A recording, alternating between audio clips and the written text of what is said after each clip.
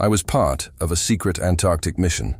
The ruins we found proved humanity isn't alone. Look, I need you to understand something right from the start. My name is Daniel Mercer, but everyone calls me Dan.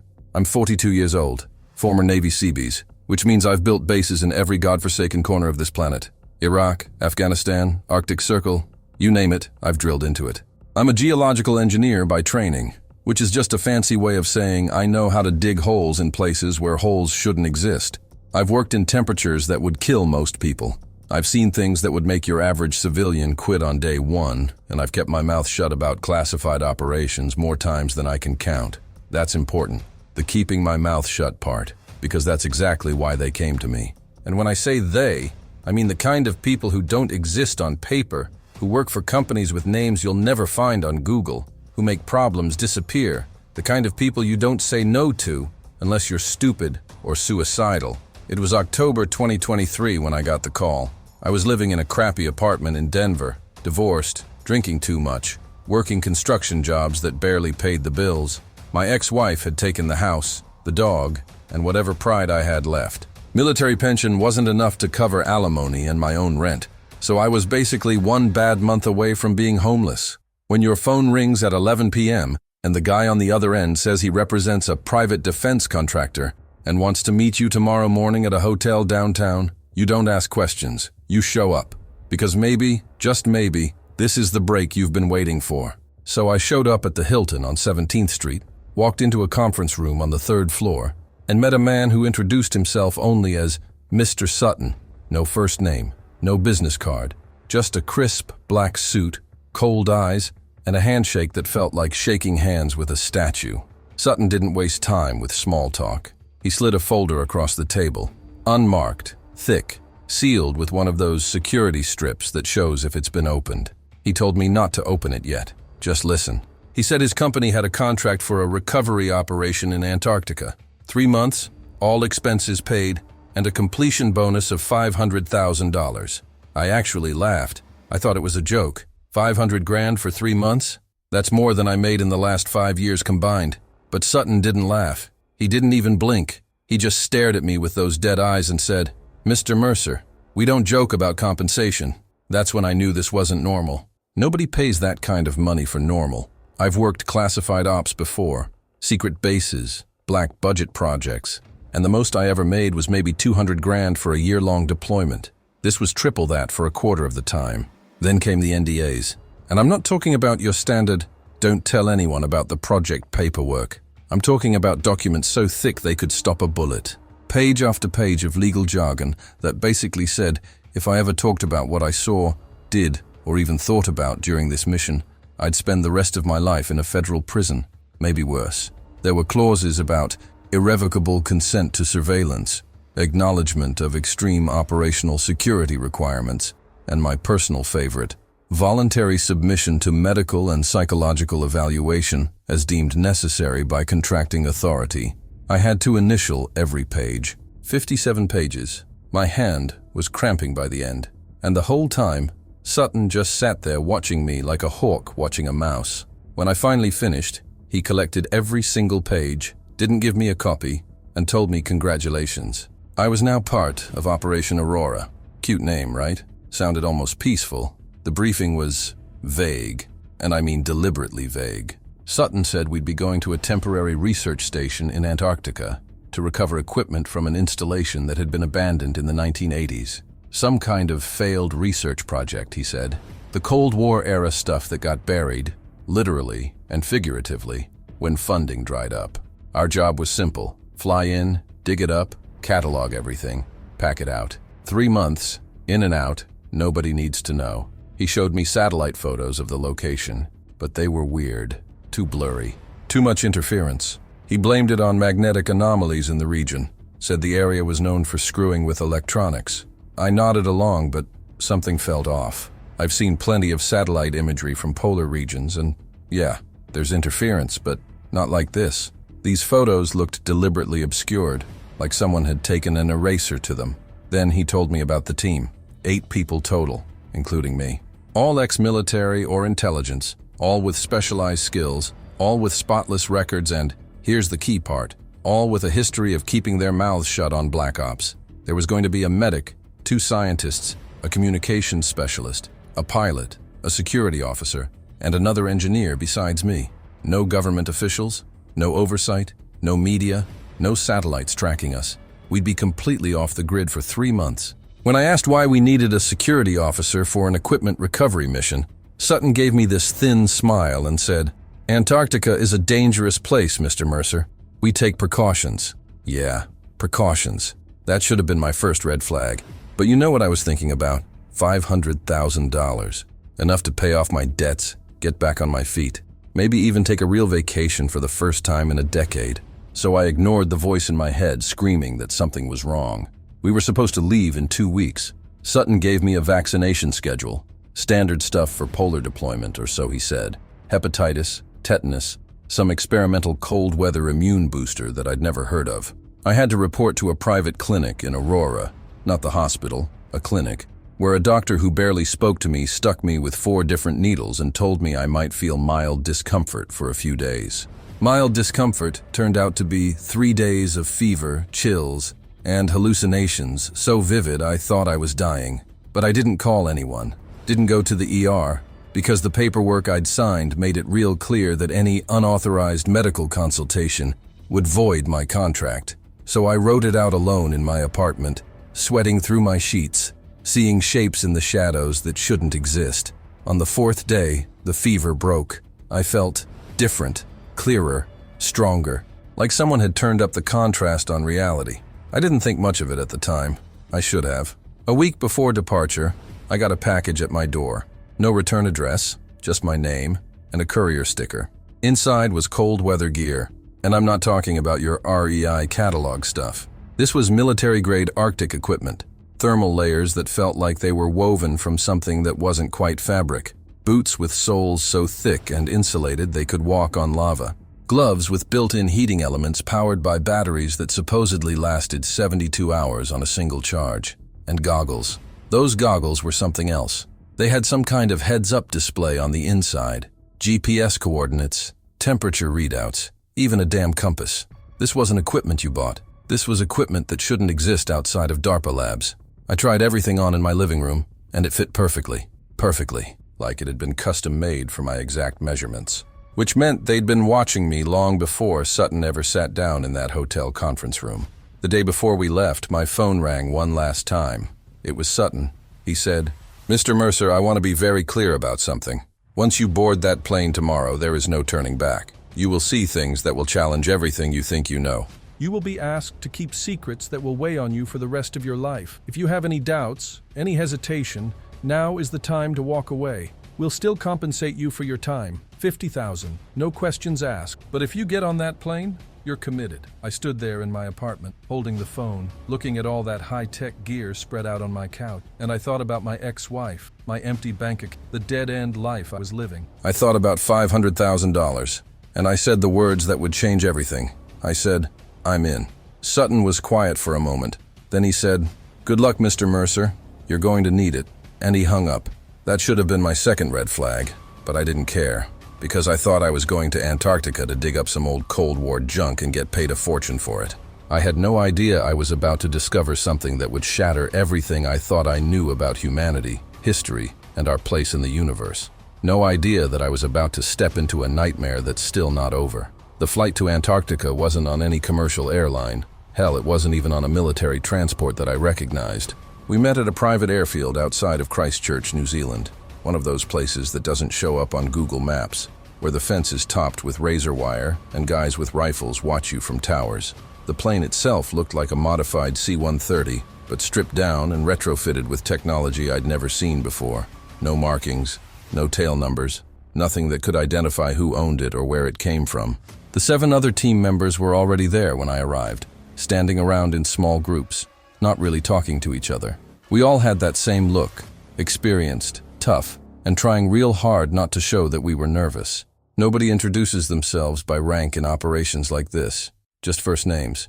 There was Sarah, the medic, Carter and Dr. Zhao, the scientists, Mills, our communications guy, a pilot named Vance, the security officer they called Reeves, built like a tank and about as friendly, and another engineer, Younger guy named Porter. We nodded at each other. That was it. No handshakes, no small talk. We all knew the deal. The flight took 14 hours. 14 hours of constant engine drone, recycled air, and sitting on canvas seats that made your ass go numb after the first hour. There were no windows in the cargo area where we sat, just red overhead lights that made everyone look like corpses. About 6 hours in, I tried to check my GPS watch, one of those fancy tactical ones that works anywhere on the planet. It couldn't get a signal. That's weird because GPS is satellite-based. It works everywhere, even in the middle of the ocean. I looked around and saw Porter doing the same thing, frowning at his device. Our eyes met. He shook his head. His wasn't working either. Mills, the comms guy, noticed us and leaned over. "Don't bother," he said quietly. "We've been in a signal blackout since we left New Zealand. No GPS, no satellite communication, nothing. They're jamming us." I asked him who they were. He just looked at me and said, "The people who paid for this flight." That's when I started to realize this wasn't just about secrecy. This was about making sure nobody, not even us, knew exactly where we were going. When we finally landed, the cold hit like a physical punch. I've been cold before. I've worked in Alaska, northern Canada, Siberia. This was different. This was the kind of cold that gets inside your bones and makes you understand why early explorers died screaming out here. Even with all that high-tech gear, I could feel it trying to kill me. We stepped off the plane onto ice. Not a runway, just flat ice that stretched in every direction as far as I could see.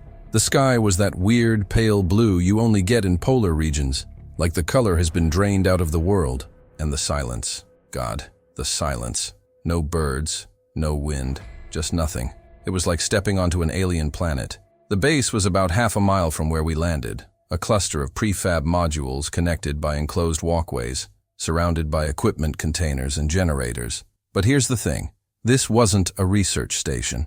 I've seen research stations. This was an industrial operation. The equipment gave it away immediately. There were drilling rigs, massive ones, the kind you use for deep core sampling or oil extraction, diesel generators the size of trucks, shipping containers stacked 3 high, dozens of them, heavy excavation machinery covered in tarps, ground-penetrating radar arrays, seismic monitoring equipment. This wasn't recovery gear. This was excavation gear, the kind of stuff you bring when you're planning to dig something big out of somewhere deep.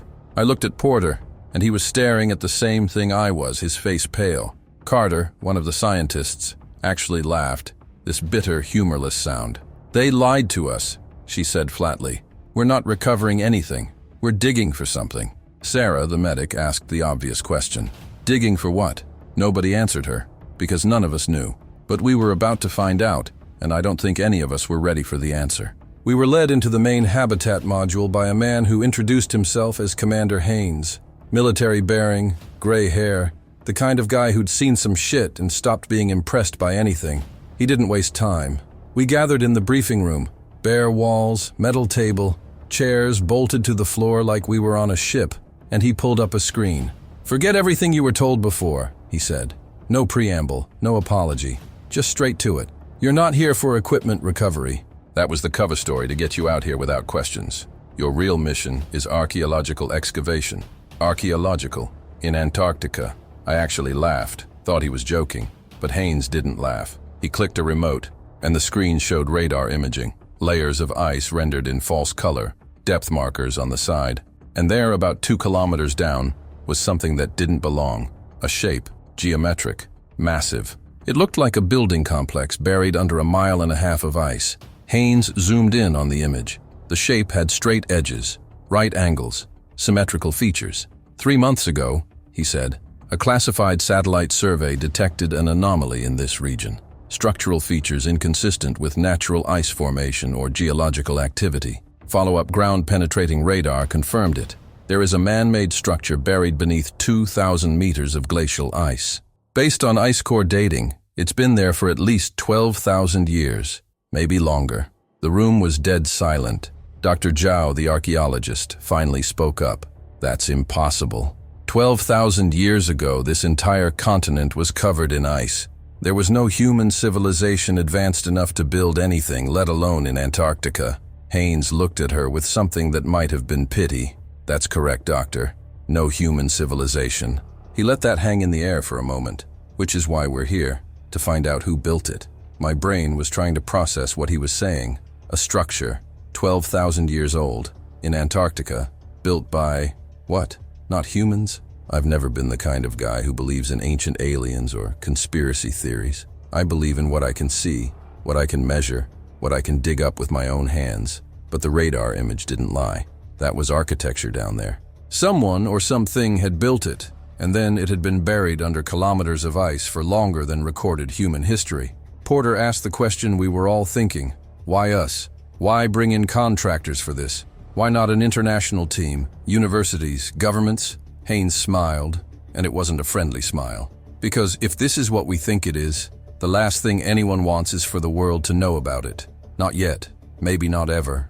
You 8 were chosen because you have the skills we need, and because you know how to keep your mouth shut. You're going to drill down to that structure, document everything you find, and bring back samples. Then you're going to forget this place exists. He pulled up another image, a 3D render of what the structure might look like based on the radar data.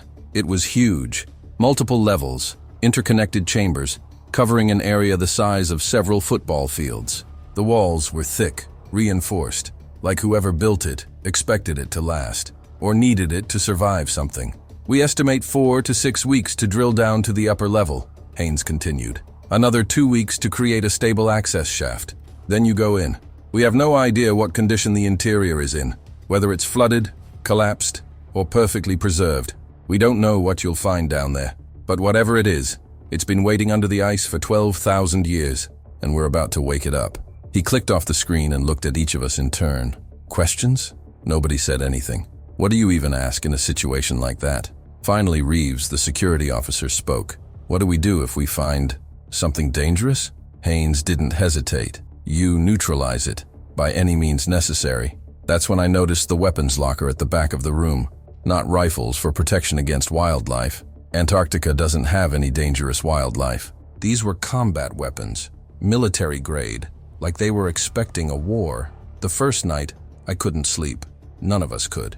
We were housed in individual quarters, tiny rooms with a cot, a locker, and a small desk. The walls were thin enough that I could hear Porter in the next room pacing back and forth. I lay there staring at the ceiling, thinking about that image, that structure buried in the ice. Whoever built it had technology, organization, purpose. And they'd done it when humans were still living in caves and hunting with stone spears. Either our entire understanding of human history was wrong, or something else had been here. Something we didn't know about. Something that might still be down there, frozen, waiting. I thought about Sutton's last words on the phone. You're going to need luck. Yeah, I was starting to understand why. Because we weren't just drilling into ice. We were drilling into history that wasn't supposed to exist. And I had this feeling, deep in my gut, that once we opened that door, we wouldn't be able to close it again. The next morning, we started drilling. The sound was deafening even from inside the habitat modules. This constant grinding roar that vibrated through your bones. The drill rig operated 24 hours a day. 3 shifts of workers I never saw, who lived in a separate module and didn't talk to us. We weren't allowed near the drill site during active operations. Security protocols, Haynes said. But through the windows, I could see the rig tower rising up like some kind of industrial monument, and the ice around it stained black with drill lubricant and melted slush. Every day they'd post the depth readings, 50 meters, 100 meters, 500 meters. The ice cores they brought up were analyzed by Dr. Zhao and Carter, pristine samples from thousands of years ago, each layer telling a story about Earth's climate. But nobody cared about climate data. We were all watching those depth numbers, counting down to 2,000 meters, counting down to the moment we'd reach whatever was waiting down there in the dark. And I'm telling you right now, I wish we never had. I wish we'd hit a damn wall of rock, or found nothing, or that the whole thing had been a mistake. Because what we found down there, it changed everything. And I'm not sure humanity is ready for that change. 3 weeks. That's how long it took to drill through nearly 2 kilometers of ice that had been accumulating since before human civilization existed. 3 weeks of constant noise, constant cold, constant waiting. The routine was mind-numbing. Wake up, eat, monitor drill progress, analyze ice cores, try to sleep through the sound of machinery that never stopped. But none of us could really sleep. We were all waiting for the same thing. waiting to see if this was real or if we drilled $1 billion hole into nothing. Dr. Zhao spent every waking hour analyzing the ice cores they brought up. Each sample was like reading a page from Earth's diary. She could tell you the temperature, the atmospheric composition, even what kind of plant life existed when that layer of ice formed. Around day 12, she brought something to the common area where we were eating. Her hands were shaking. "This core is from 200 meters down," she said, placing it on the table.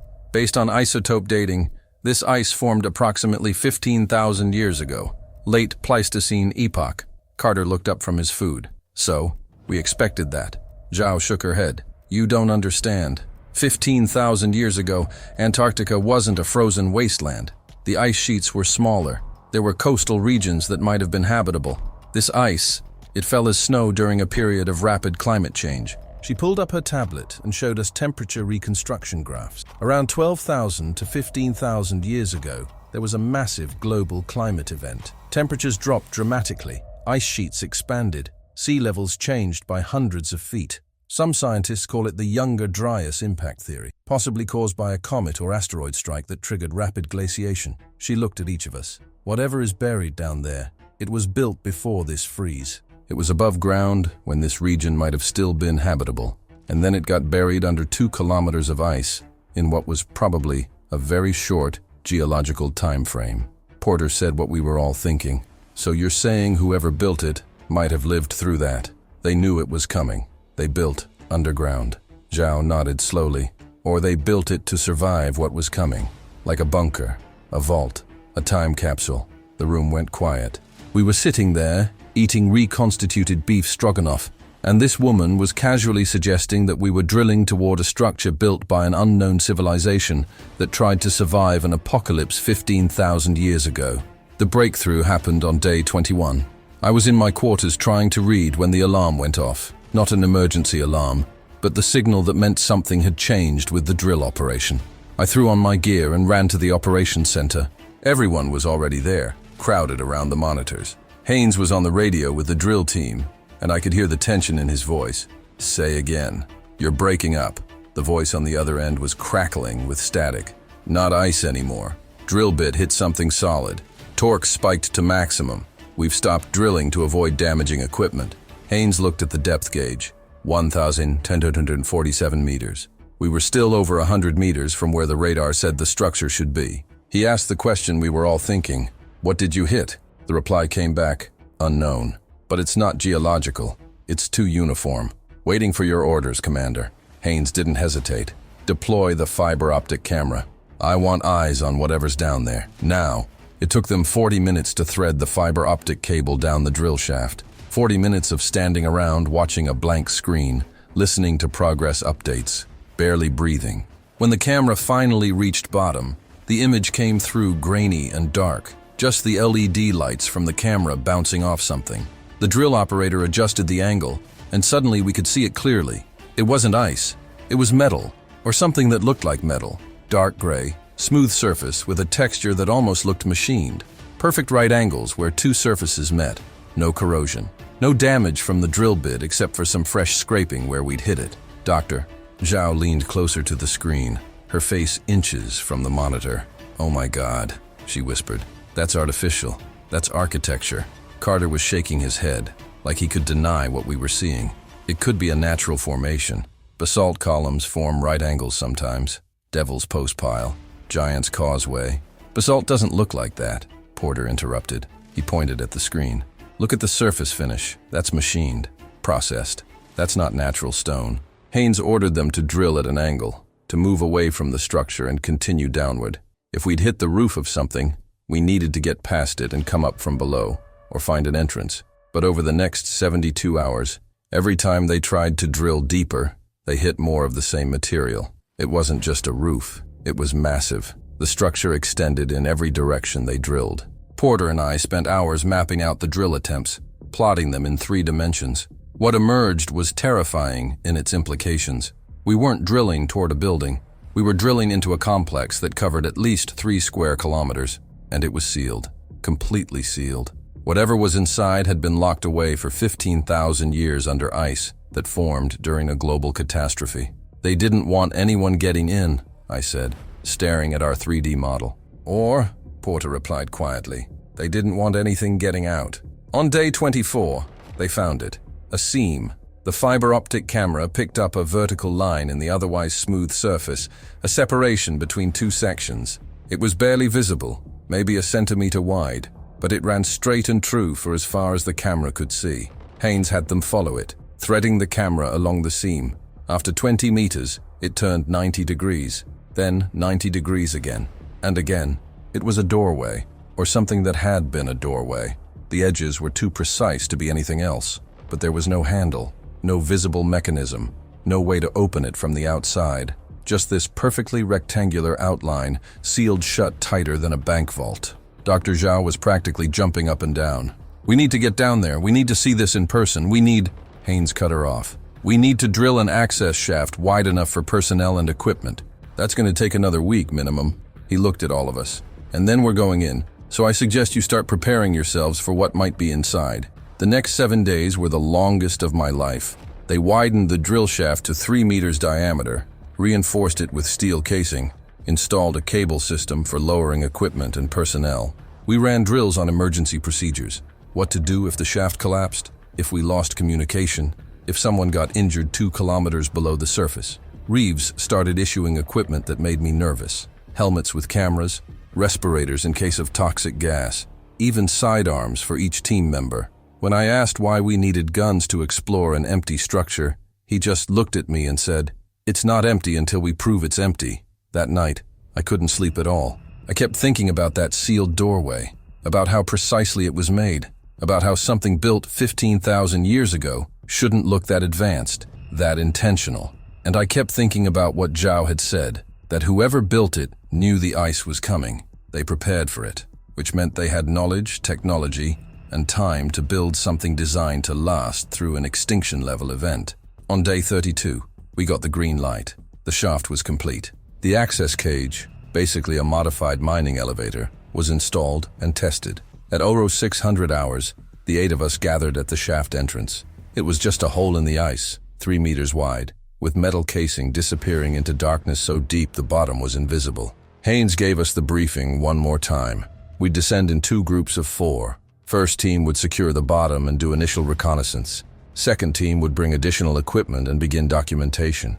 Radio contact every 15 minutes. If communication was lost for more than 30 minutes, the surface team would initiate emergency extraction. He didn't say what they'd do if they couldn't extract us, probably because there wasn't a plan for that scenario. We got into the cage. Me, Reeves, Dr. Zhao, and Carter in the first group. The cage was cramped, barely enough room for 4 people and our gear. The operator sealed the gate, and Haynes gave the signal. The winch engaged with a mechanical groan, and we started dropping into the ice. The descent took 40 minutes. 40 minutes of staring at ice walls sliding past in the LED lights mounted on the cage. The ice changed colors as we went deeper. White near the surface, then blue, then a deep crystalline blue that was almost black.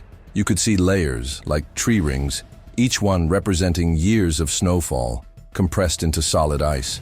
Around 1,500 meters down, I started feeling it. Pressure, weight, like the entire continent was sitting on top of us, waiting to crush us flat. My ears popped twice. The temperature dropped even inside my heated suit. And the silence. God, the silence. The only sounds were the whine of the winch cable and our breathing inside the respirators. Nobody talked. We just hung there in that cage, dropping deeper and deeper into a hole that might as well have been a hole to another world. At 1,047 meters, the ice ended. The walls of the shaft suddenly changed from crystalline blue to smooth, dark gray. We'd reached the structure, and we were standing on its roof. The cage settled onto the bottom with a metallic clang that echoed up the shaft. Reeves opened the gate, and we stepped out onto a platform the drill team had anchored to the structure's surface. It was surreal. Above us, 2 kilometers of ice. Below us, this dark metallic surface that stretched out beyond our lights. I knelt down and put my gloved hand on it. It was cold. Obviously, everything was cold down here, but it felt different than ice. Solid, engineered. I scraped at it with my knife, and the blade barely left a mark. Whatever this material was, it was hard as hell, and hadn't degraded at all in 15,000 years. Dr. Zhao was running a handheld spectrometer over the surface, and I watched her face go pale behind her helmet visor. "This is not any alloy I recognize," she said. "The composition is... I don't even know how to describe it. It's reading as metallic, but the molecular structure doesn't match anything in the database. It's like someone invented a completely new material." Carter was already setting up lights around the sealed doorway we'd found. In person, it was even more impressive. Perfectly rectangular, 4 meters tall by 2 meters wide, with that hairline seam running around the edges. I pressed my hands against it and pushed. Nothing. Might as well have been pushing against a mountain. "How do we open it?" I asked. Reeves was examining the edges with a tactical light. "We don't. We cut through." He unpacked a thermal lance, a cutting tool that burns at 4,000 degrees. "Stand back. This is going to get bright." The thermal lance burned for 6 hours straight. 6 hours of standing back while Reeves worked his way around that doorway, cutting through metal that shouldn't exist with a tool that burns hot enough to melt through a tank. The smell was wrong. That's the first thing I noticed. When you cut metal, you get a specific smell depending on what you're cutting. Steel smells different from aluminum. Copper smells different from titanium. This didn't smell like any of them. It was almost sweet, like burning sugar mixed with ozone, and it made my sinuses burn even through the respirator. The lance threw off sparks that weren't the right color either. They were blue-white instead of orange, and they died the moment they hit the ground instead of fading slowly like normal sparks. Porter, who'd come down with the second team, kept taking readings with every sensor we had. He looked more confused with each reading. Finally, Reeves cut through the last section.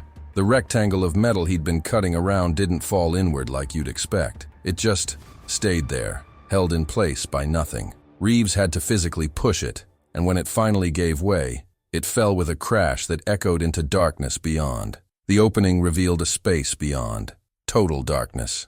Our helmet lights couldn't penetrate more than a few meters. The black in there seemed to swallow the light. Reeves went in first, weapon drawn, sweeping his light back and forth. "Clear," he called back. "But you need to see this." We followed him through, and I'm not exaggerating when I say that stepping through that doorway felt like stepping into another world. The temperature was different, warmer. My suit's external thermometer had been reading -40 Celsius outside. In here it jumped to -5. That might not sound warm, but that's a 35-degree difference for no reason.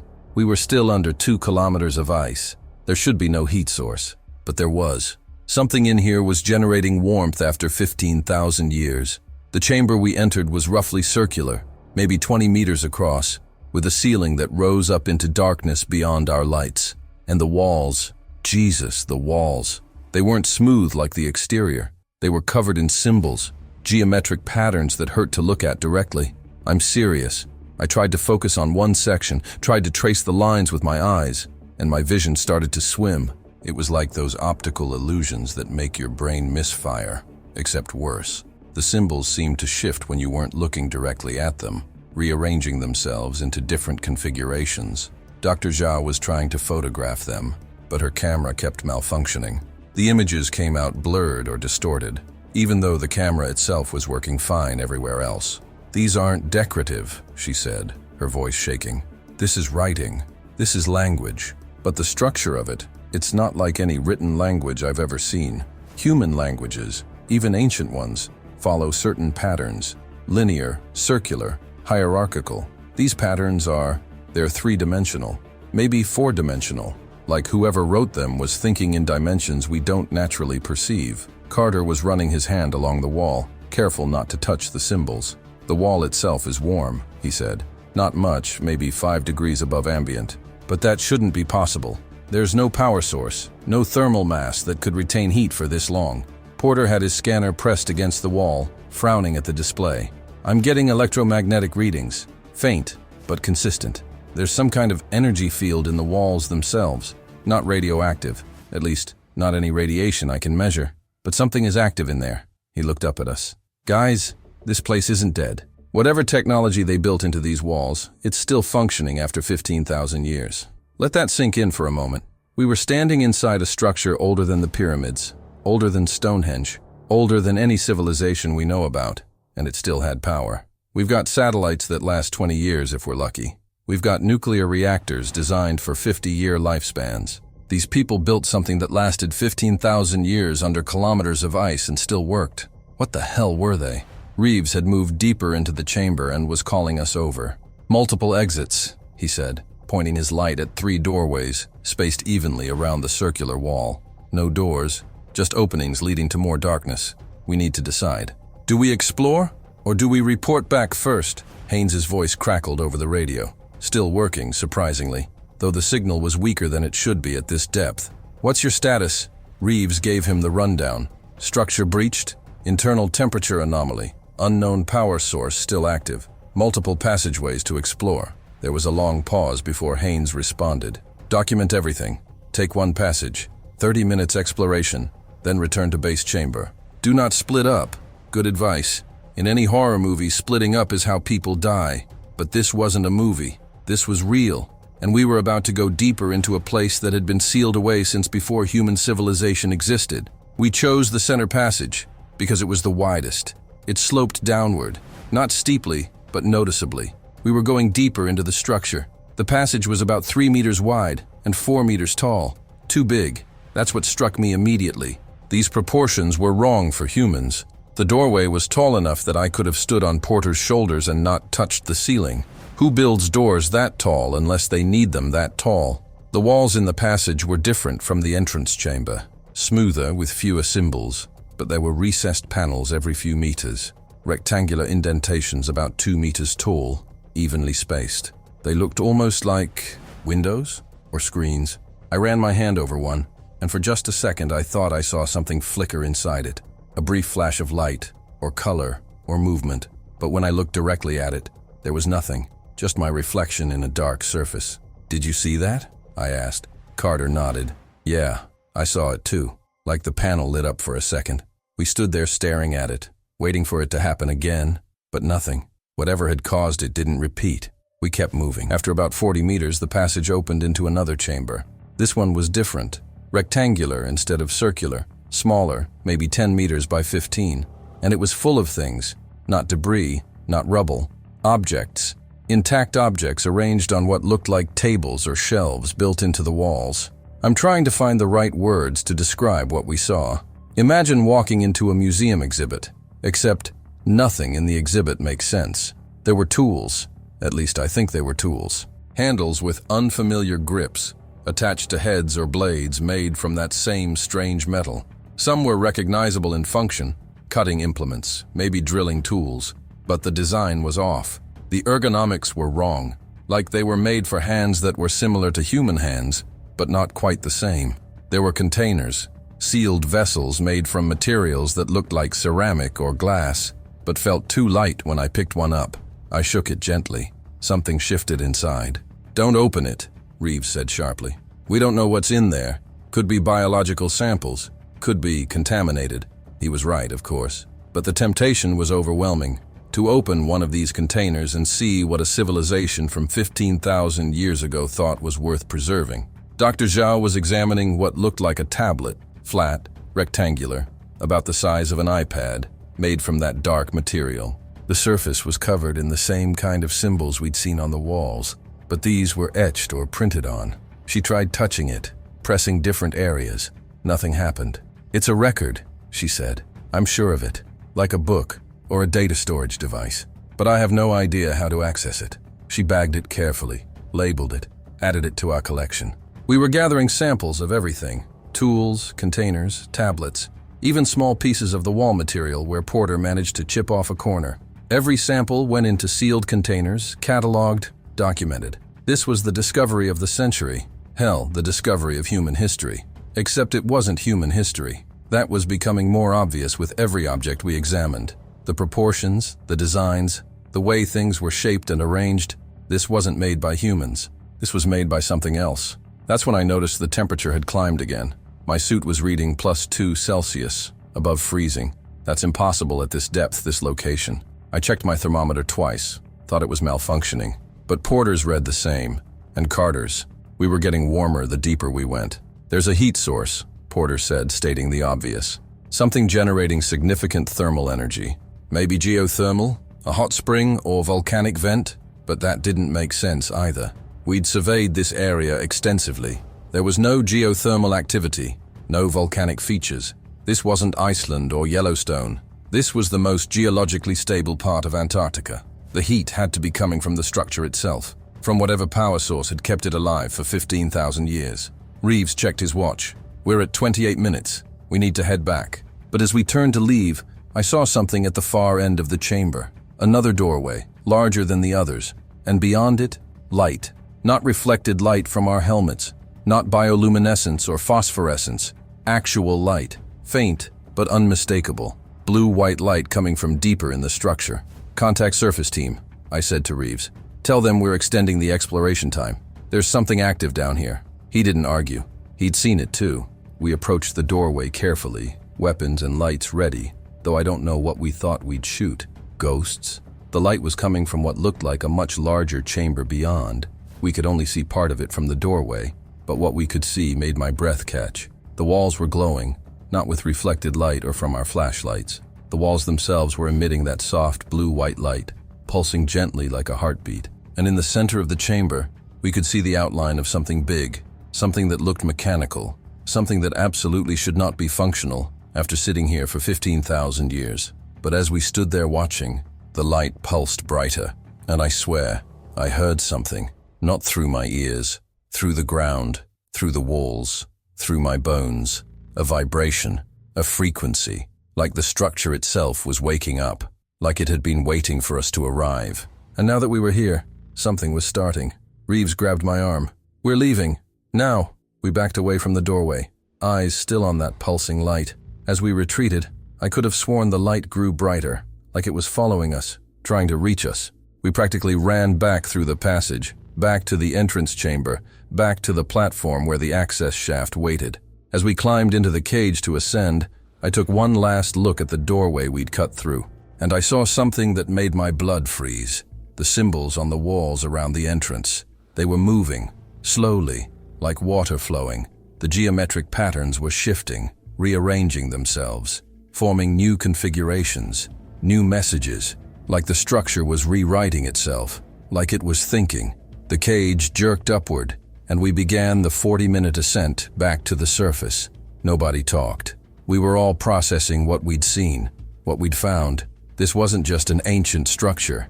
This was something alive, or at least something that wasn't entirely dead, and we'd just woken it up. We spent 3 days on the surface after that first descent. 3 days of debriefing, analyzing samples, reviewing footage, and trying to convince ourselves that what we'd seen was real. Haynes wanted answers. Hell, we all wanted answers. But the samples we'd brought back only created more questions. Porter ran every test imaginable on the metal fragments. X-ray diffraction, mass spectrometry, electron microscopy. The molecular structure was wrong. It was metallic, but it had properties that shouldn't exist together. High strength, low weight, thermal conductivity that varied depending on ambient temperature, and something else, a crystalline structure that looked almost organic. "It's like someone grew this metal," Porter said during one of our briefings. "Like it's not manufactured in the traditional sense. It's engineered at the molecular level." Dr. Zhao was having similar problems with the symbols we'd photographed. She'd brought AI translation software, databases of every known ancient language, pattern recognition algorithms. Nothing worked. "These aren't symbols representing sounds or concepts," she explained, frustrated. "They're more like equations or coordinates. Each symbol contains multiple layers of information encoded geometrically. It's less like reading a language and more like solving a multi-dimensional math problem." The tablets we'd recovered were even stranger. They looked inert, just flat pieces of that dark material with etched symbols. But when Porter placed one under an electron microscope, he found microscopic circuitry embedded inside, actual circuits, in something made 15,000 years ago. "This is a computer," he said flatly, "or something that functions like a computer. But I have no idea how to power it on, or if it even still works."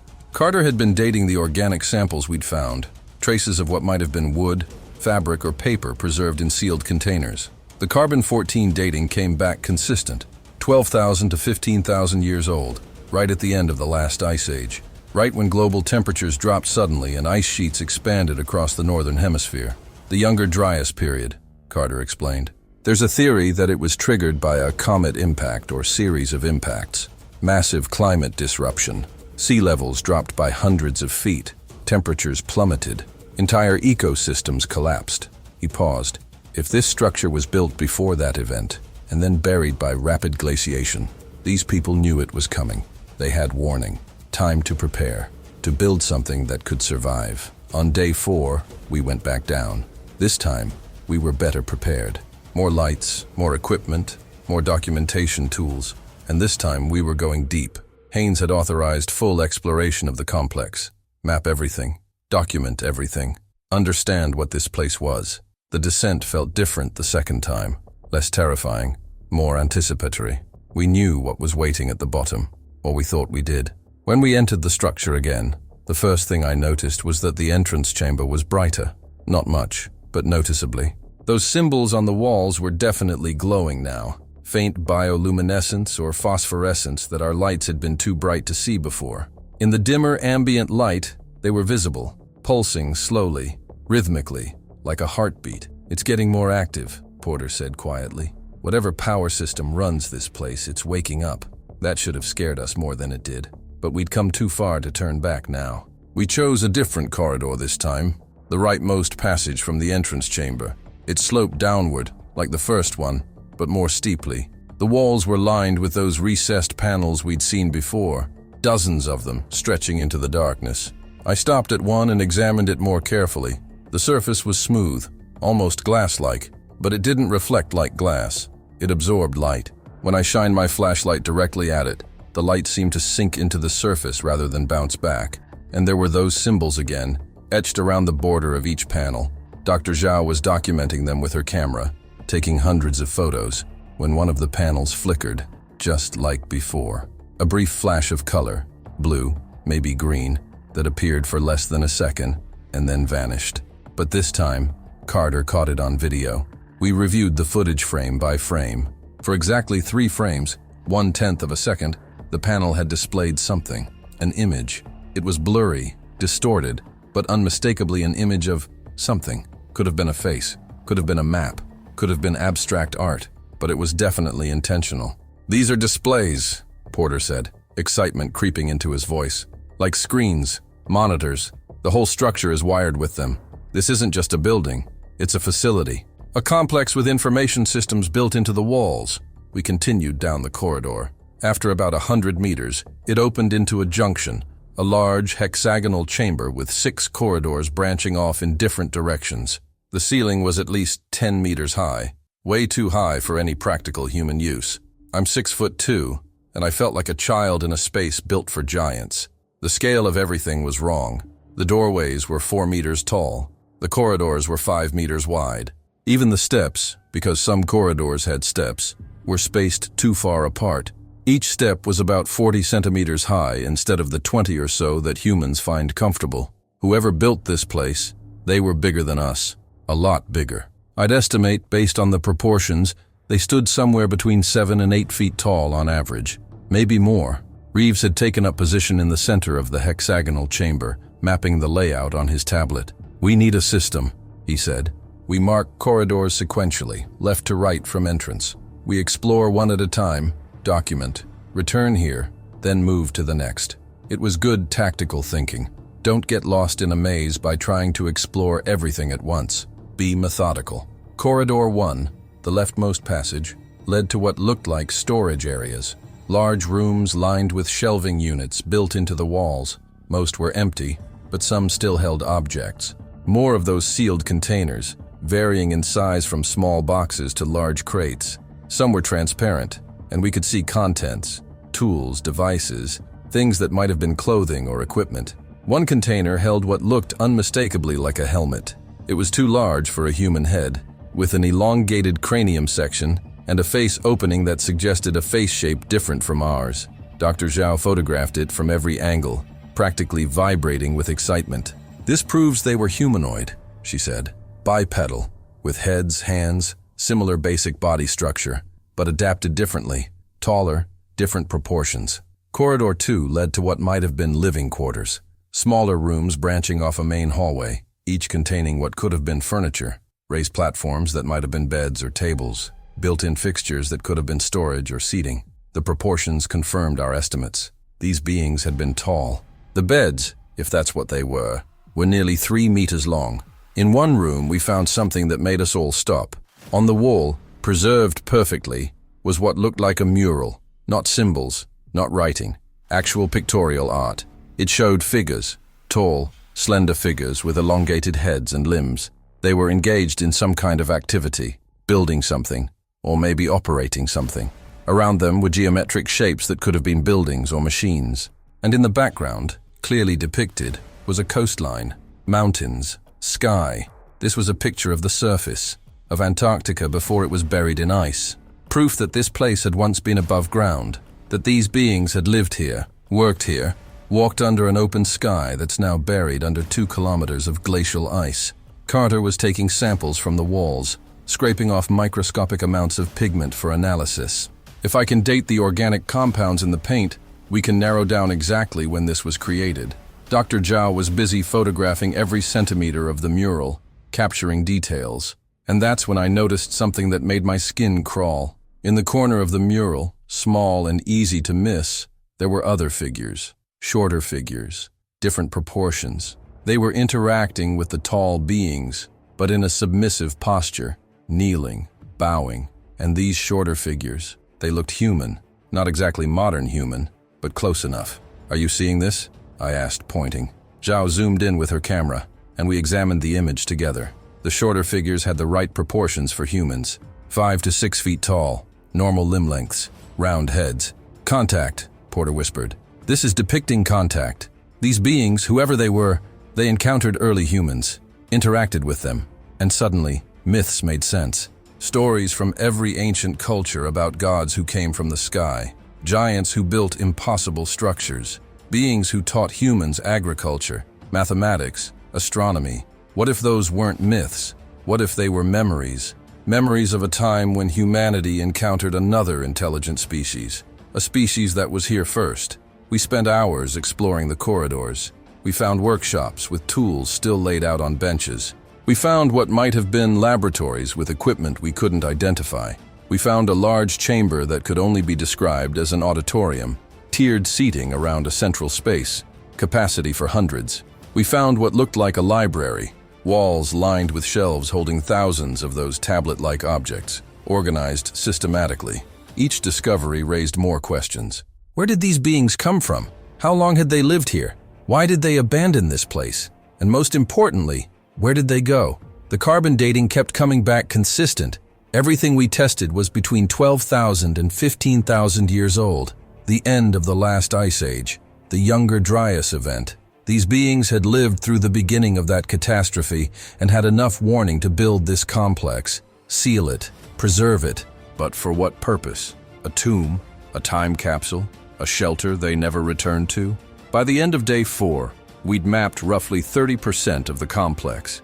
It was bigger than we'd thought. Much bigger. The ground-penetrating radar had shown a large structure, but being inside it, walking through corridor after corridor, chamber after chamber, we realized this wasn't a single building. This was a city. An underground city built by a civilization that predated human civilization by thousands of years.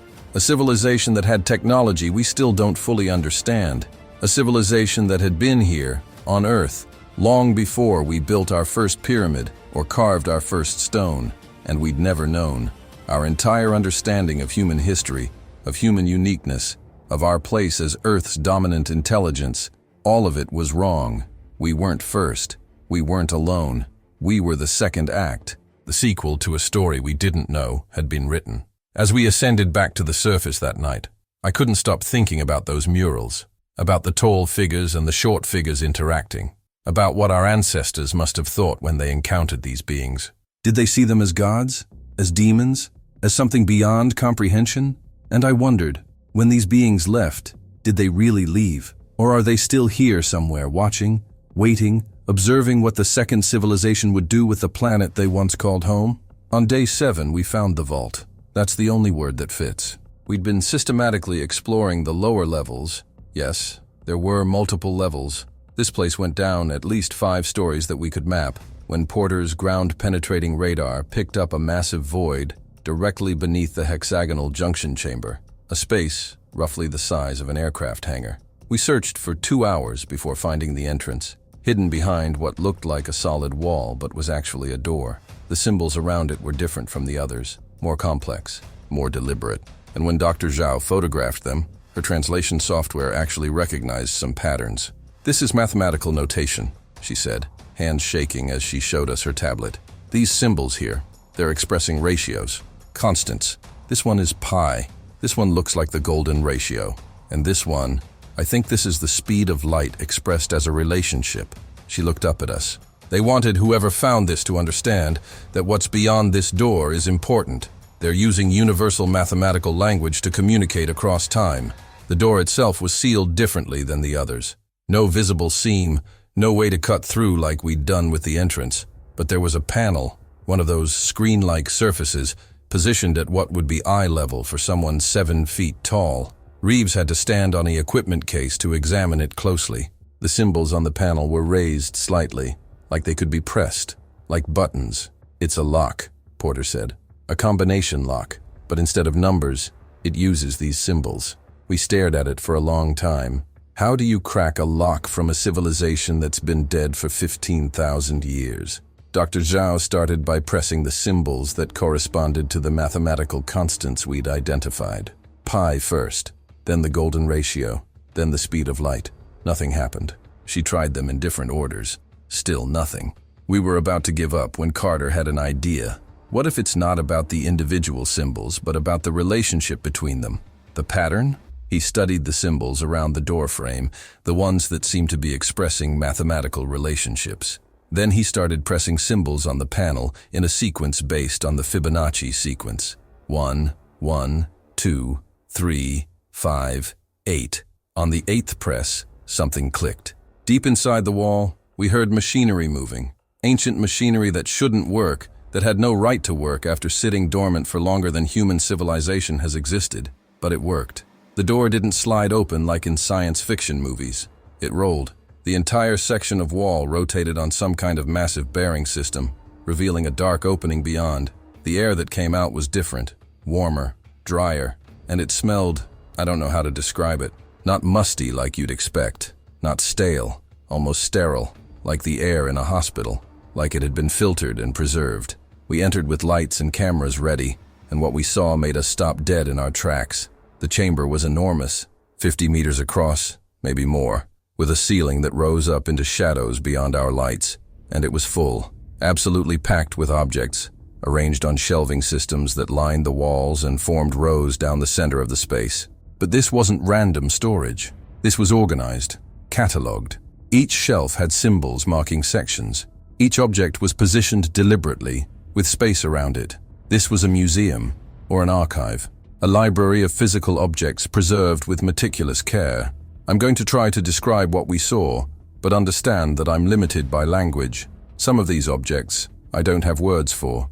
We split up to cover more ground, each of us drawn to different sections of the vast chamber. I went left, toward shelving units that held what looked like tools. But these weren't primitive tools.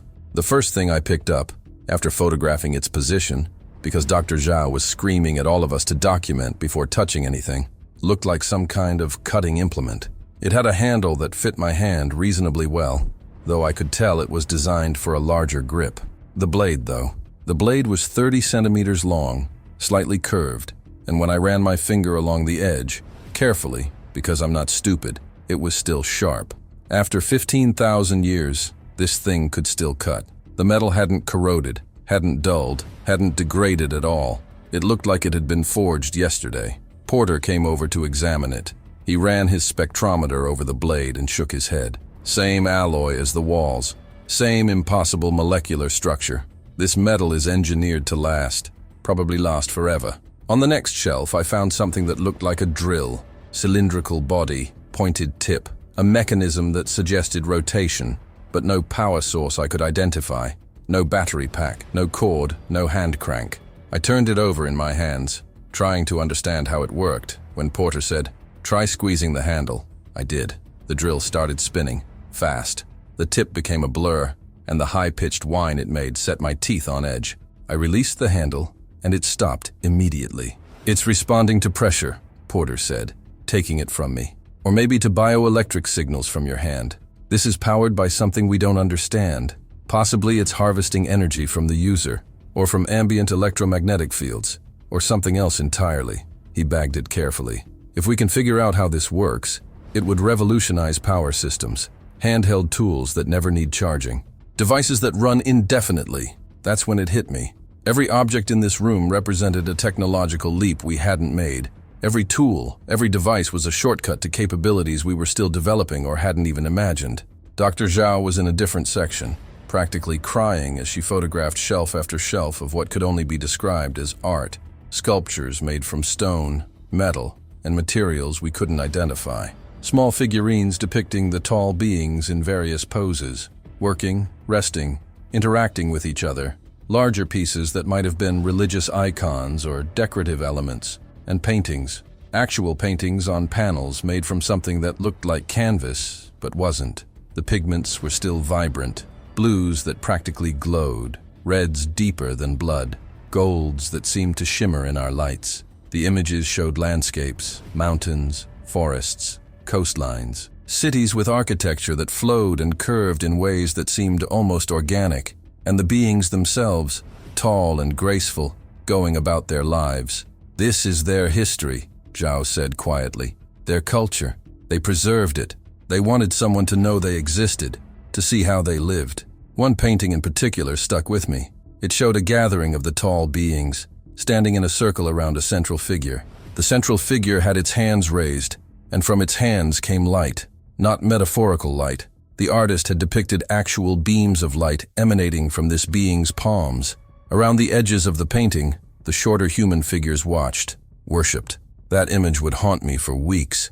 Carter had found what might have been their equivalent of books or records, not the tablet devices we'd seen before. These were different. They looked like crystals, rectangular pieces of transparent or translucent material, each about the size of my hand. They were stored in individual slots, thousands of them, organized in sections marked with those geometric symbols. Carter removed one carefully and held it up to his light. Inside the crystal, I could see something. Patterns, layers of what might have been data, encoded somehow in the structure of the crystal itself. Holographic data storage, Porter said, coming over to examine it. Or something like it. Information encoded three-dimensionally inside the crystal matrix. If we had the right technology to read these, each one might contain more data than our entire internet. He turned the crystal slowly, watching the patterns shift. They stored everything. Their history, their knowledge, their science. It's all here. We just don't know how to access it yet. But here's what really got me.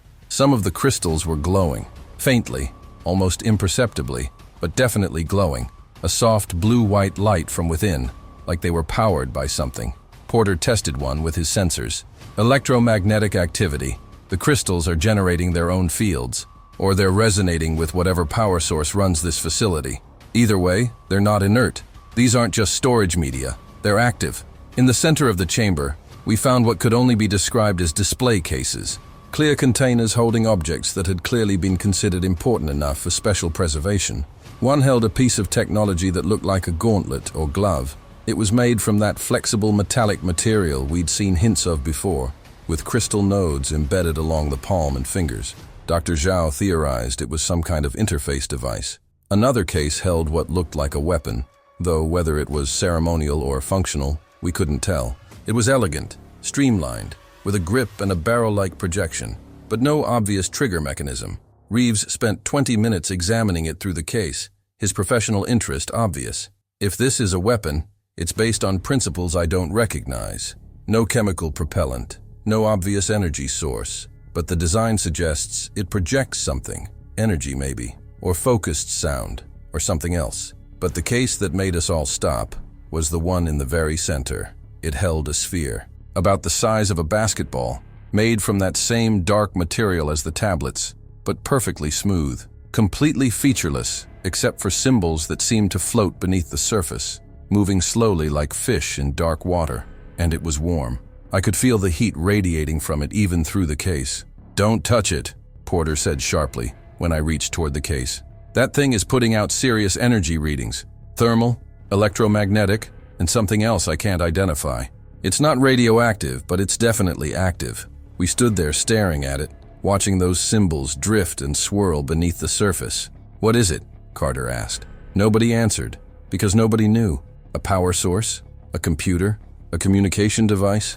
All of the above? Whatever it was the most technologically sophisticated object we'd found, and it was still working after 15,000 years. The more we explored that chamber, the more obvious it became.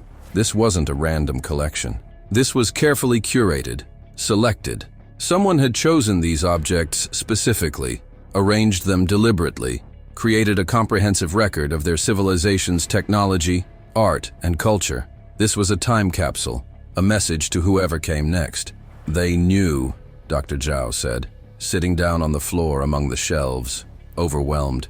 "They knew their civilization was ending. They knew this place would be buried, and they took the time to preserve everything, to leave evidence that they existed. But here's what terrified me. Why would you create a time capsule this comprehensive unless you thought there was a chance nobody would remember you? Unless you thought all other evidence of your existence would be erased? These beings had been advanced enough to create materials that lasted forever, devices that still worked after millennia, power systems we couldn't even understand. And yet they'd felt it necessary to hide all of it underground and seal it away. What were they afraid of? What did they know was coming that made them think they needed to preserve their entire culture in a vault beneath the ice? We spent 2 more days cataloging that chamber. 2 days of photographing, measuring, documenting. We took samples of dozens of objects, careful to disturb as little as possible. Each item we removed felt like grave robbing, even though these graves were 15,000 years old. On the 3rd day, as we were preparing to move to the next chamber, Carter called us over. He'd been examining the symbols on the shelving units, trying to understand the organizational system, and he'd found something. "These sections are labeled," he said, pointing to the symbols. "We've been treating them as random markings, but they're not. They're categories. This section here, all the tools are in this section. That section there, that's art. Over there, that's technology. It's like a library classification system." He moved to another wall, where the shelving was mostly empty. "And this section, the symbols here translate roughly to biological, or living things. But look, these shelves are empty. Whatever was stored here, it's gone." We examined the empty shelves. There were traces, dust patterns where containers had sat, residue that might have been from seals that had degraded. "Something was here," Porter confirmed, "and it was removed. Recently. Well, relatively recently. Within the last few decades, maybe." Reeves pulled his weapon. "Someone's been here before us. Someone else found this place and took samples." Haynes's voice came over the radio, responding to our report. "Confirmed. This site was partially explored in 1982. That's classified. You weren't told because we needed your genuine reactions. Everything they took is in secure storage, but they only explored about 15% of the complex before the program was shut down. Everything you're finding now is new." I felt betrayed, angry. They'd known. The government had known about this place for 40 years and had hidden it. But the anger faded quickly, replaced by a more urgent question. What had they found in 1982 that made them shut down the program? What had been stored in those empty biological sections that scared them enough to seal this place up and walk away for 4 decades? We were about to find out, because the next chamber we found wasn't full of art and technology. It was full of bodies. The entrance to the chamber was smaller than the others, barely 2 meters high, human-sized, not built for them. That should have been our first clue that this room was different, that it served a different purpose. We had to duck to get through, even me, and I'm not particularly tall. The air that came out when we opened it was cold, actually cold. The rest of the facility had been warming up gradually as we explored, as whatever power system ran the place continued to wake up. But this chamber was freezing. My suit's thermometer dropped to -20°C as soon as I stepped inside. It was deliberately refrigerated, preserved. The chamber itself was long and narrow, maybe 40 meters deep and 10 meters wide. The walls were lined with alcoves, rectangular recesses built into the stone, each about 3 meters long and 1 meter wide. Like shelves, or bunks, or crypts. There were 36 of them. I counted, 18 on each side, and they weren't empty. I'm going to be straight with you. Nothing in my military career, nothing in my engineering training, nothing in my entire life prepared me for what I saw in that chamber. The alcoves contained bodies, perfectly preserved bodies, not skeletons, not fossils, actual bodies with skin and tissue intact, frozen in time like they'd just laid down to sleep 15,000 years ago. The preservation was so perfect that for a second, just a second, I thought they might be alive, just hibernating, waiting to wake up. But they weren't alive. They were dead. You could tell by the stillness, the absolute lack of any vital sign. These beings had been dead for longer than human civilization had existed, but they looked like they'd died yesterday. Dr. Zhao approached the nearest alcove slowly, like she was in a church, reverent, terrified. The body inside was lying on its back, arms folded across its chest in a position that was clearly intentional, ceremonial, and it was huge, at least 2.5 meters tall, maybe more. The proportions were humanoid, 2 arms, 2 legs, 1 head, torso in the middle. But everything was wrong. The limbs were too long. The legs were longer than human legs relative to the torso, and the arms were similarly elongated. The hands, Jesus, the hands. 6 fingers on each hand. Not a mutation, not a deformity. This was normal for them. 6 long, slender fingers with an extra joint in each one, giving them a range of motion and dexterity that would make a concert pianist jealous. The feet were similar, elongated with 6 toes, looking almost prehensile, like these beings could grip with their feet as well as their hands. But it was the head that really drove home how alien they were. The skull was elongated, not grotesquely, but noticeably. It swept back from the face in a smooth curve, suggesting a brain case much larger than a human's. The face was, I want to say human-like, but that's not quite right. The eyes were large, set wide apart, with brow ridges that were less pronounced than human brows. The nose was narrow and flat. The mouth was small, lips thin. The ears were barely visible, just subtle ridges on the sides of the head. This wasn't human. This wasn't Homo sapiens or any human ancestor I'd ever heard of. This was something else entirely. The skin was pale, not white like a corpse, but pale like someone who'd never seen sunlight. It had a texture that looked almost waxy in the LED lights. Smooth, hairless. I couldn't see any body hair at all. No eyebrows, no eyelashes, nothing. The being was wearing clothing, or something that had been clothing. A simple robe-like garment made from that same flexible material we'd seen in the artifacts. It had degraded slightly over the millennia, becoming brittle at the edges, but it was still intact, still recognizable as clothing.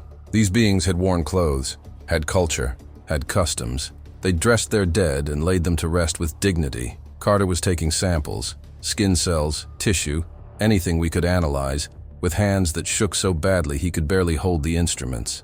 "This changes everything," he kept saying. "This changes everything we know, everything." He was right, but I don't think any of us had fully processed what that meant yet. We were too focused on documenting, on gathering data, on trying to understand what we were seeing. Porter had moved to another alcove, examining a second body. This one was slightly smaller, maybe 2 meters 20 centimeters, and the bone structure was subtly different. "Sexual dimorphism," he said. "This one's female, I think. Narrower shoulders, wider hips, slightly different facial structure, so they had genders. Males and females. They reproduced sexually, like humans, or at least they had 2 distinct biological types. Did they have families? Did they fall in love? Did they mourn their dead?" The questions were overwhelming. Every answer we found created 10 new questions. Dr. Zhao had moved on to cataloging all 36 bodies, photographing each one systematically. They were all similar, same species, same general proportions, but each was unique. Different heights, different facial features, different ages. Some looked young, with smooth skin and full features. Others looked old, with skin that had wrinkled and sagged even in death. They aged, they grew old, they died, just like us, just like any living thing. "They're not wearing any jewelry," Zhao observed. "No personal effects, no tools or weapons buried with them, just the robes. Either they didn't practice burial with grave goods, or this wasn't a normal burial." Reeves was examining the alcoves themselves, running his gloved hands over the surfaces. "These aren't carved out randomly," he said. "They're engineered. Look, there are channels here, conduits. Like each alcove was designed to maintain specific conditions. Temperature, humidity, maybe atmospheric composition." He pointed to small vents at the head and foot of each recess. "These bodies aren't just preserved by cold. They're being actively maintained by the facility's systems. This is a cryogenic storage chamber, a tomb that was designed to keep these bodies intact indefinitely." Porter pulled out his carbon dating kit. and took samples from one of the robes. We waited 30 minutes for the results. When they came back, the number on the display seemed impossible. 14,700 years, plus or minus 200 years. They've been here since the end of the last ice age, Carter said quietly. Since the Younger Dryas event. They died then, or they were placed here then. Either way, these bodies have been frozen in this chamber for almost 15,000 years. I did the math in my head. 15,000 years ago, humans were still living in caves, still hunting and gathering. The earliest known civilizations, Sumer, Egypt, were still 10,000 years in the future. Writing wouldn't be invented for another 12,000 years, and these beings were already dead, already ancient history. I walked slowly along the chamber, looking at each face. Some were peaceful, eyes closed, expressions serene. Others looked almost pained, mouths slightly open, brows furrowed. Had they died peacefully, or had they suffered? The arrangement suggested this wasn't a mass grave from violence or disease. This was deliberate, chosen. These 36 individuals had been selected specifically to be preserved here. It's a monument, Dr. Zhao said suddenly. She was standing in the middle of the chamber, turning slowly to look at all the alcoves. This is their monument, not a random burial. These are important individuals, leaders maybe, scientists, artists, people they wanted to remember, people they wanted anyone who found this place to know about. She pointed to symbols carved above each alcove, those same geometric patterns we'd seen throughout the facility. These are names, or titles, or descriptions. Each one is unique. They're telling us who these people were. And that's when it hit me, really hit me. These weren't aliens. Not in the way we think about aliens, visitors from another world, strangers from across the galaxy. These were natives, Earth natives. This planet was their home. They were born here. They lived here. They built cities here. They created art and technology and culture here. And then something happened. Something catastrophic that buried their civilization under kilometers of ice and erased nearly all evidence that they'd ever existed. We're not alone, Carter said. And at first I didn't understand what he meant. Then I realized. He wasn't talking about the present. He was talking about history, about Earth's history. We've always assumed humans were the first and only intelligent species to evolve on this planet. That we're unique, special, but we're not. We're the second, maybe the third or fourth for all we know. Earth has been home to multiple intelligent species, and we didn't know. We had no idea. The implications were staggering. Everything we'd been taught about evolution, about human uniqueness, about our place in the universe, it was incomplete, wrong. Humans weren't the pinnacle of terrestrial evolution. We were just the latest iteration. These beings had been here first. They'd built a civilization while our ancestors were still learning to walk upright. They'd mastered materials, science, architecture, energy systems that we still couldn't understand. And then they'd vanished, buried under ice, forgotten, erased from the geological record. What happened to them? Where did the survivors go? Because surely not everyone died. You don't build a facility this sophisticated, this comprehensive, unless you're planning for survival, for continuation. This was a backup plan, an archive, a seed bank of knowledge and culture meant to survive the apocalypse. Reeves had found something at the far end of the chamber, another door, smaller than the main entrance but marked with those symbols that indicated importance, mathematical constants, universal language. We approached cautiously. The door was sealed, but there was no lock this time. Just a simple panel that slid aside when Reeves pushed it. Beyond was a small antechamber, maybe 3 meters on each side, with a single alcove, one more body. But this one was different. The alcove was more elaborate, carved with intricate patterns. The body inside was larger than the others, maybe 2 meters 70, and the robe was more ornate, decorated with symbols that might have been writing or rank insignia. The hands were positioned differently too, not folded across the chest, but extended slightly, as if reaching for something, or offering something. And in those 6-fingered hands, held loosely, was an object, one of those crystal data storage devices we'd seen in the artifact chamber. But this one was glowing, brightly. The blue-white light pulsed rhythmically, casting shadows that danced across the walls. "That's active," Porter said unnecessarily. "That crystal is powered up and running. Whatever data is stored in there, it's meant to be found, to be read." Dr. Zhao reached for it, then hesitated. "Should we Is it safe? Nobody could answer that. How do you determine if a 15,000-year-old alien data device is safe? But we'd come too far to stop now. Zhao carefully, reverently, took the crystal from those long dead hands. The moment she touched it, the pulsing changed. Faster, more intense, and the symbols inside, those layered patterns we'd seen before, began to move, to reorganize themselves. It's responding to touch, Porter said, pulling out every sensor he had. It's reading biological signals, temperature, electrical impulses from her nervous system. It knows it's been picked up by a living being. Zhao held the crystal up to the light, and we gathered around to see. The patterns inside were complex, three-dimensional, constantly shifting, and then, suddenly, they resolved into an image. Blurry at first, but becoming clearer. It was a face, one of them, the being's. But this wasn't a still image. It moved. The eyes blinked. The mouth opened. And even though we couldn't hear anything, the crystal had no speakers. We understood. This was a message. A recording left behind specifically for whoever found this place, for whoever found them. We needed to get that crystal to the surface. We needed to figure out how to properly interface with it, how to extract the full message. But before we left that chamber, I took one last look at the 36 bodies. 36 individuals who'd lived full lives, who'd experienced joys and sorrows we could never know, who'd been important enough to their people to be preserved for eternity. And I understood something. This wasn't just about discovery. This wasn't just about science or history or technology. This was about responsibility. We'd found the only remaining evidence of an entire civilization, a species that had ruled this planet and then vanished. And now we were the custodians of their memory, the only beings alive who knew they'd existed. What would we do with that knowledge? Would we share it with the world? Would we hide it like it had been hidden for 40 years? Would we honor them? Or would we exploit their technology for weapons and profit? As we carried that glowing crystal back through the corridors, back toward the surface, I couldn't shake the feeling that we were being watched. That somehow, somewhere, they knew we'd found them, and they were waiting to see what we would do next. We brought the crystal back to the surface, but we didn't take it to the main operations center. Haynes had been very specific about that.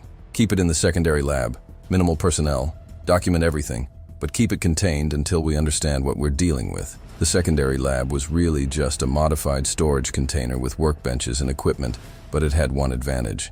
It was isolated from the main computer network. Whatever was on that crystal, whatever data or programs it contained, couldn't spread beyond that room. Porter set up every recording device we had, cameras from multiple angles, sensors monitoring electromagnetic fields, temperature, even audio recorders in case the crystal produced sound. Dr. Zhao placed it carefully on a specialized stand designed for examining artifacts. Under the harsh LED work lights, the crystal looked almost mundane. Just a rectangular piece of translucent material about the size of a thick book, except for the light. That pulsing blue-white glow from within that never stopped, that never dimmed. "Okay," Porter said, pulling up a stool. "Let's see if we can figure out how to actually use this thing." He started with non-invasive scanning, X-rays, ultrasound, magnetic resonance imaging. The internal structure was mind-boggling. The crystal wasn't solid, it was layered. Thousands of microscopic layers stacked together, each one containing patterns etched at a scale almost too small to see. "It's like a holographic memory," Porter explained. "Except instead of storing data in 2 dimensions, this stores it in 3, maybe 4. Each layer can hold exponentially more information than a flat surface. If I had to guess, this single crystal contains more data than every hard drive on Earth combined." Carter was examining the symbols on the crystal's surface, the ones visible to the naked eye. "These aren't random. They're instructions, or maybe an interface, like menu options on a computer." He pointed to a cluster of symbols near one corner. "These match the mathematical constants we've seen. And these here, I think these are activation sequences." Dr. Zhao was more cautious. "We don't know what this will do. For all we know, it could be a weapon, or a virus, or something that will damage the data inside if we interact with it wrong." She was right to be worried, but we'd come too far to stop now. We needed to see what was on that crystal. What message had been important enough to leave in the hands of a dead leader in a frozen tomb? Porter decided to start simple. He touched the crystal, placing his palm flat against the surface like Dr. Zhao had done in the tomb. The pulsing increased immediately, syncing with his heartbeat. The symbols inside began to shift and reorganize. And then, without warning, the crystal projected. Light shot out from its surface in multiple directions. Not random, but focused beams that formed shapes in the air above the workbench. Three-dimensional shapes, images, holograms. We all jumped back, and I might have reached for my sidearm. But the projections weren't threatening. They were beautiful. The first image was a landscape. A coastline with mountains in the background, forests along the shore, and a sky that was unmistakably Earth's sky. Blue with white clouds, a yellow sun. But it wasn't Antarctica as we knew it. This was Antarctica before the ice. Green, lush, alive. The image rotated slowly, giving us a full panoramic view. We could see structures in the distance, buildings rising from the forest, connected by what looked like bridges or elevated pathways. The architecture was elegant, flowing, organic-looking. Nothing like human cities with their right angles and grid patterns. These structures seemed to grow from the landscape rather than being imposed on it. My God, Dr. Zhao whispered. This is documentary footage. This is what this place looked like when they were alive. The image shifted. Now we were seeing street level, if you could call it a street. It was more like a plaza or courtyard, surrounded by those flowing structures. And there were people, them, the tall beings, going about their daily lives, walking, talking, interacting with each other. Some were carrying objects. Others were working on what might have been machinery or art. Children, smaller versions, maybe 1 meter tall, ran between the adults, playing some kind of game. They had children, families, communities. This wasn't just a civilization. This was a society, a culture.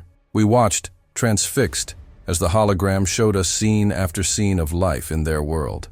Markets where goods were exchanged, though we couldn't tell if they used currency or bartered. Workshops where artisans created objects with tools that looked similar to what we'd found in the artifact chamber. Gardens where they cultivated plants that looked almost but not quite like earth plants we knew.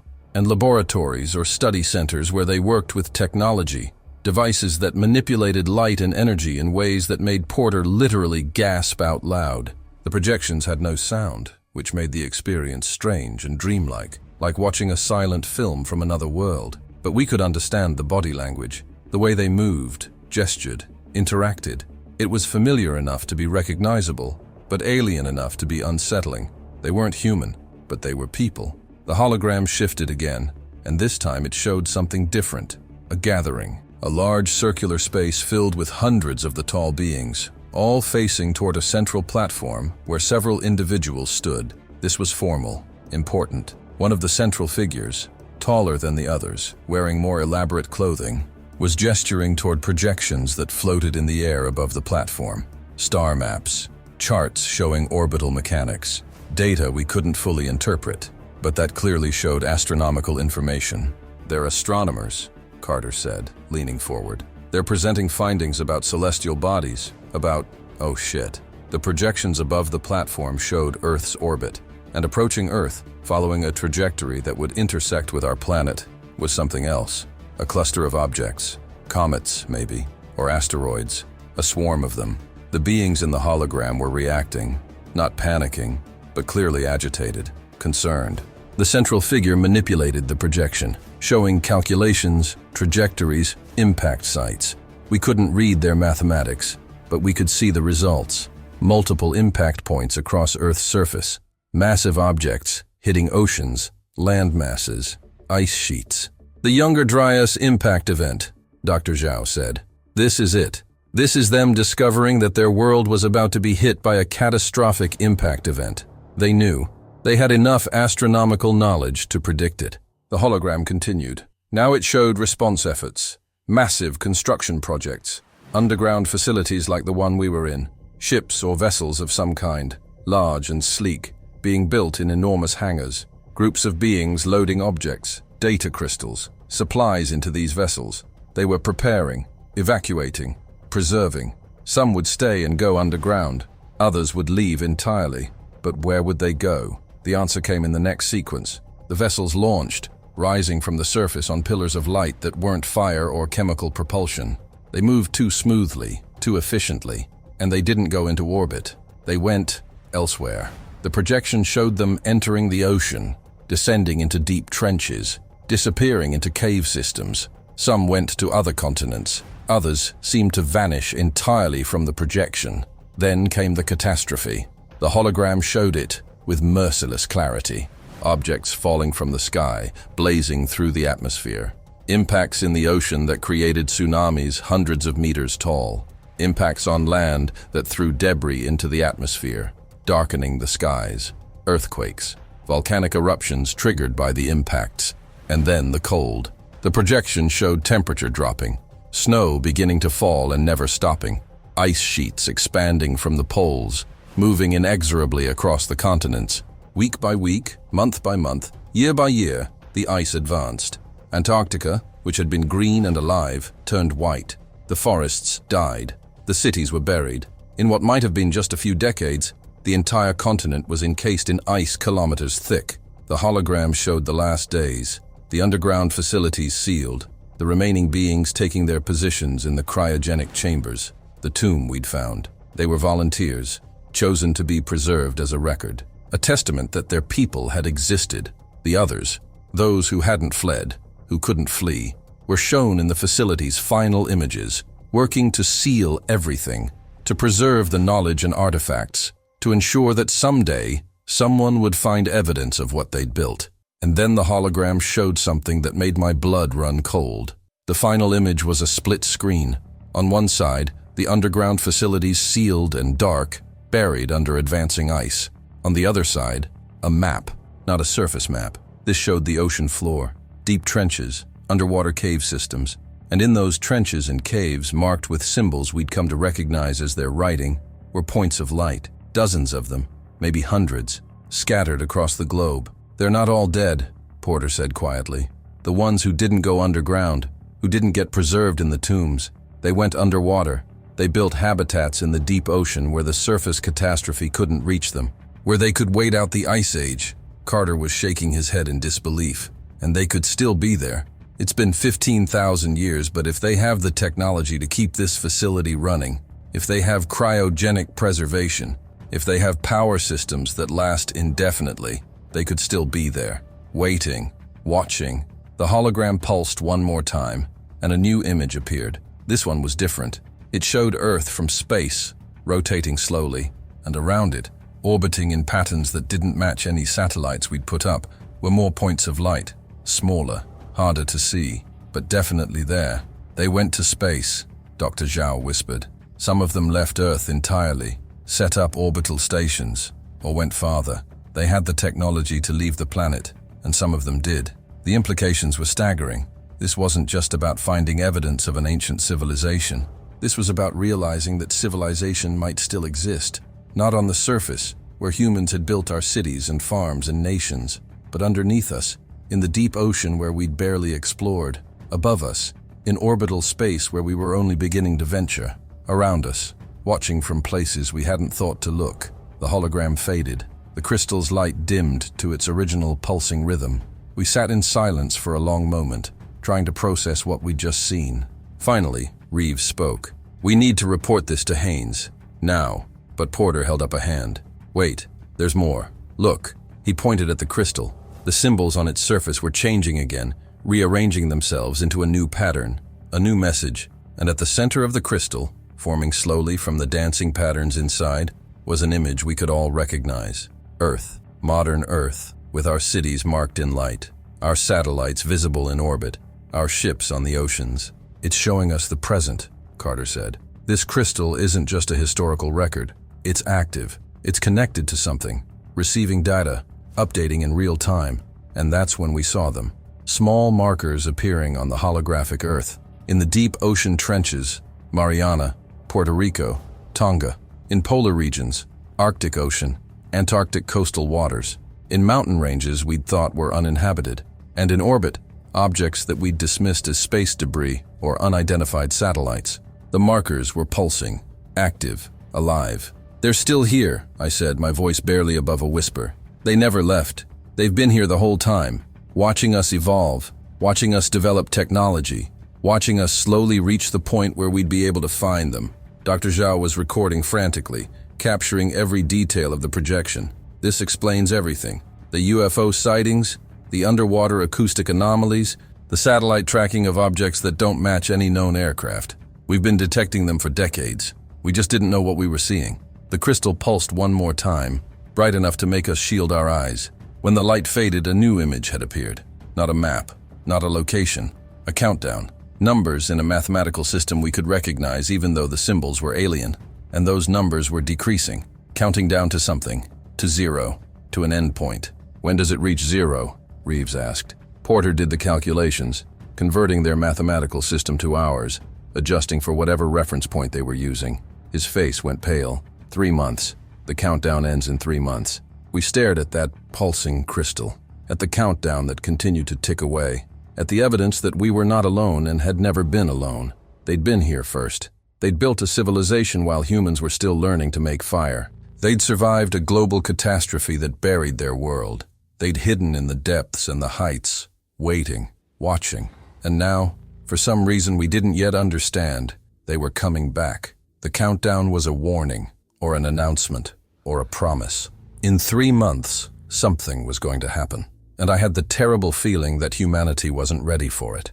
We'd spent our entire history believing we were alone, believing we were the first and only intelligence Earth had produced, believing this planet was ours by right, but we were wrong. This was their planet first, and they were coming back to reclaim it, or to see what we'd done with it, or to judge whether we deserved to share it with them. The crystal went dark, the hologram faded, but the countdown remained, burned into all our memories. 3 months. We had 3 months to figure out what to do with the knowledge we'd gained. 3 months to decide whether to tell the world that humanity's entire understanding of history, of our place in the universe, of our uniqueness as a species, was wrong. 3 months before the ancient owners of Earth emerged from hiding and revealed themselves to the civilization that had inherited their planet. And honestly, I had no idea which was more terrifying, the thought that they might be hostile, or the thought that they might be disappointed in what we'd become. We didn't sleep that night. How could we? We'd just seen evidence that everything we thought we knew about human history was wrong. That countdown kept replaying in my mind. 3 months, 90 days, and we still had no idea what it was counting down to. Haynes confined us to the operations center after we showed him the crystal's projections, not as punishment, as protection. Nobody leaves this facility until we understand what we're dealing with, he said. And nobody communicates with anyone outside.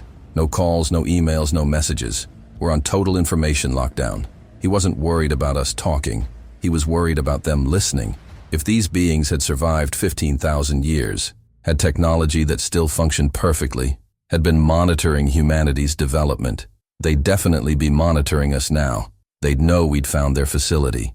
They'd know we'd activated their crystal. The question was, what would they do about it? Porter spent the next day trying to access more data from the crystal. He'd built an interface, jury-rigged from our laptops and sensors, that could detect the electromagnetic patterns the crystal emitted and translate them into something our computers could process. It was crude, inefficient, but it worked, sort of. There's petabytes of data in here, he said, staring at scrolling code on his screen. Maybe exabytes, more than I can process in a lifetime. But I can access specific sections if I can figure out how it's organized. Dr. Zhao had been studying the symbols, the interface markers on the crystal's surface. She'd started to recognize patterns. It's not random, it's categorical, like a library index. These symbols here, they correspond to historical records. These ones are scientific data. These are cultural archives. She pointed to a cluster of symbols that seemed to pulse more brightly than others. And I think these are specifically about human contact, interaction records, observations of early Homo sapiens. That's what we needed. Evidence of contact. Proof that human myths weren't inventions but memories of real events. Porter activated that section, and the crystal responded immediately. The hologram projected again, but this time, it showed something different. The landscape was recognizable. Earth, but much younger. The ice sheets were larger than present day, but smaller than during the peak glaciation. The projection showed dates in their mathematical system that Carter translated to roughly 10,000 BCE, the end of the last ice age, the beginning of what we call the Neolithic period. And it showed them, the tall beings, but they weren't in their advanced cities anymore. Those were gone, buried under ice. These were survivors. Small groups living in temporary settlements near coastlines that no longer exist, coastlines that are now hundreds of feet underwater. The hologram zoomed in on one group, maybe 30 of the tall beings, living in structures that were far more primitive than what we'd seen in the earlier recordings. Not the flowing, organic architecture of their civilization. These were basic shelters, survival structures. They were refugees in their own world, and they weren't alone. In the projection, approaching their settlement, was a group of humans, actual Homo sapiens. I recognized them from anthropology textbooks, the posture, the proportions, the stone tools they carried. They were hunter-gatherers, probably following migrating animals or searching for new territory. And they found the tall beings. The hologram showed the encounter in detail. The humans were afraid at first. You could see it in their body language. They'd never seen anything like these beings. 7 to 8 feet tall, strange proportions, technology that would seem like magic. Some of the humans ran, others dropped to their knees. Worshipped, that's the only word for it. They thought they'd encountered gods, and the tall beings, they didn't discourage it. They accepted the worship, used it, but not maliciously. The projection showed one of them, an individual who seemed to be a leader, approaching the humans slowly, carefully, making gestures that were clearly meant to be non-threatening, offering something, food maybe, or tools. The humans accepted, hesitantly at first, then more eagerly. What followed was the birth of civilization. I know that sounds dramatic, but that's what we were watching. The tall beings teaching humans. The projections showed it over and over, in different locations, with different groups. Teaching agriculture, showing humans how to plant seeds, how to irrigate, how to harvest. Teaching architecture, helping humans move from temporary shelters to permanent structures made of stone. Teaching astronomy, pointing at the stars, drawing patterns in the dirt, explaining celestial movements. Teaching mathematics, using objects to demonstrate counting, ratios, geometry. They were uplifting us, deliberately accelerating human development. Why? Carter asked. Why would they do this? What did they gain from it? Dr. Zhao had a theory. They were dying out. Look at the numbers in each projection. Each group of them has fewer members than the last. They weren't reproducing fast enough. Their population was collapsing. They needed insurance, a backup plan. If they taught humans enough, if they gave us the tools to develop civilization, maybe we'd preserve some of their knowledge. Maybe we'd ensure that intelligence didn't disappear from Earth entirely. It was a humbling thought. They'd raised us up not because they loved us, but because they were going extinct and didn't want everything they'd built to vanish. The projections continued. We watched as human settlements grew larger, more sophisticated. We watched as the tall beings became integrated into human society, not as equals, but as leaders, kings, priests, gods. The hologram showed one particularly detailed sequence from what Carter identified as the Fertile Crescent region, around 8000 BCE. A large human settlement, maybe 1,000 people, with structures that looked advanced for the period. And in the center, a temple. Inside that temple, one of the tall beings. Humans brought offerings, food, crafted objects, animal sacrifices. The being accepted them, then used tools and devices to perform what looked like miracles, generating light without fire, purifying water, healing injuries with instruments that emitted focused energy. To the humans, it was divine magic. To us, watching 10,000 years later, it was technology, advanced technology being used to maintain the illusion of godhood. Every ancient myth about gods walking among humans, Dr. Zhao said quietly. Every story about giants, about sky beings, about teachers from the heavens. This is where they came from. These aren't metaphors. These are historical records of actual contact with a non-human intelligence. The projection shifted to a different location. Coastline, tropical climate, advanced settlement. Carter checked the geographical markers and gasped. This is where Atlantis should have been, or at least where Plato said it was, the Atlantic coast. Beyond the Pillars of Hercules, the hologram showed a sophisticated city by Stone Age standards, with irrigation systems, multi-story stone buildings, organized streets, and throughout the city, we could see them, the tall beings, living openly among humans, not hiding, not pretending to be human, just coexisting, teaching, building, leading. This was their last major surface settlement, Porter said, reading data from his interface. Their final attempt to maintain a presence in human society. Population shows maybe 200 of them, living with 10,000 humans. And then we watched it end. The hologram showed the ocean rising, not slowly, rapidly. A tsunami, maybe triggered by an earthquake or submarine landslide. The wall of water was massive, 30, 40 meters tall. It hit the coastal city with devastating force. Buildings collapsed. People, human and non-human, were swept away. Within minutes, the entire settlement was underwater, gone, erased. The flood myth, Carter whispered. It's in every ancient culture. Sumerian, biblical, Hindu, Native American. Every civilization has a story about a great flood that destroyed an ancient world, because it actually happened, multiple times. And these beings were there. They witnessed it.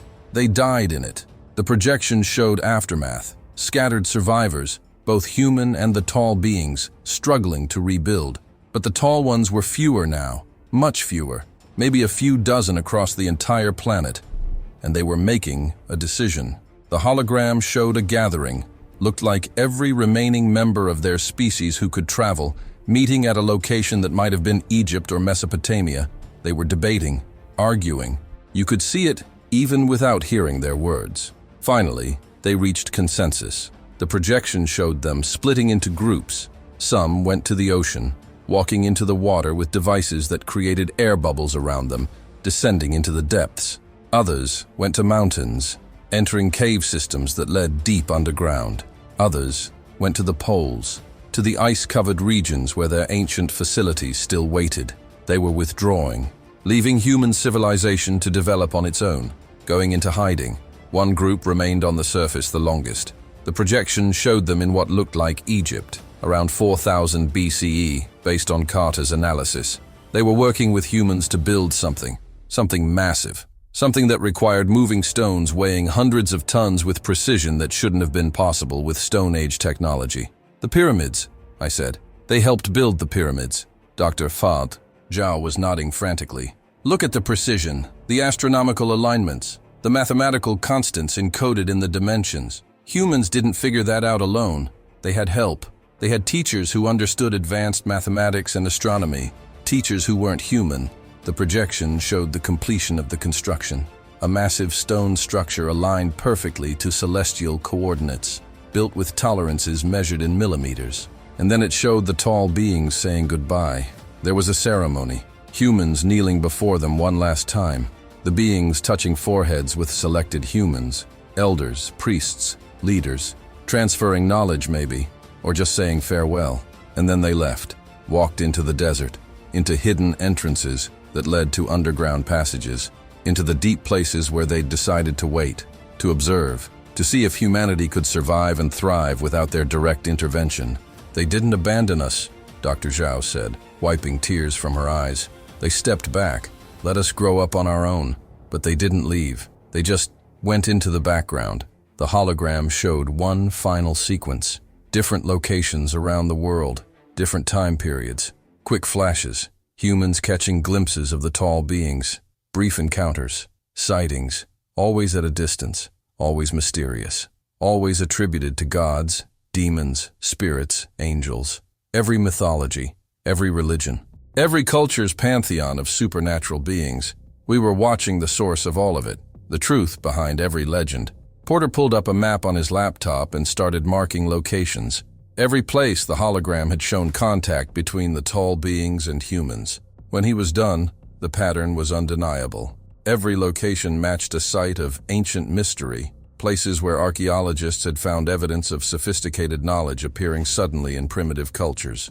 Göbekli Tepe in Turkey, the oldest known temple, built by hunter-gatherers who supposedly didn't have the organization or knowledge to build something so complex. Tiwanaku in Bolivia, stone structures at high altitude with precision stone cutting that seems impossible for the technology available. The Moai of Easter Island, massive statues moved and erected by a small population that supposedly lacked the means to do so. The Nazca lines in Peru, massive ground drawings only visible from the air, created by people who supposedly couldn't fly. The Olmec heads in Mexico, giant stone sculptures with features that don't quite match any known human ethnic group. They were there, Porter said, pointing to each marked location. They were involved in all of these, either directly helping, or at minimum, being observed by the humans who built these things. Every impossible ancient structure, every place where primitive humans suddenly demonstrated advanced knowledge, these beings were there. I sat down, my legs suddenly weak. My entire understanding of history was collapsing. I'd grown up learning about human progress, about how we'd evolved from primitive hunter-gatherers to agricultural societies to civilizations, about how we'd invented writing, mathematics, astronomy, architecture, about how everything we'd achieved was through human innovation and intelligence. But it was all a lie, or at least, incomplete. We hadn't done it alone. We'd had help, teachers, guides, beings who'd given us the foundations and then stepped back to see what we'd do with them. Every pyramid, every ancient megalith, every mysterious artifact that seemed too advanced for its time, they were echoes of that contact, physical evidence of a time when humans and non-humans worked together. Evidence we'd misinterpreted for centuries because we couldn't accept the truth. We weren't alone. We'd never been alone. The crystal pulsed again, and a new image appeared.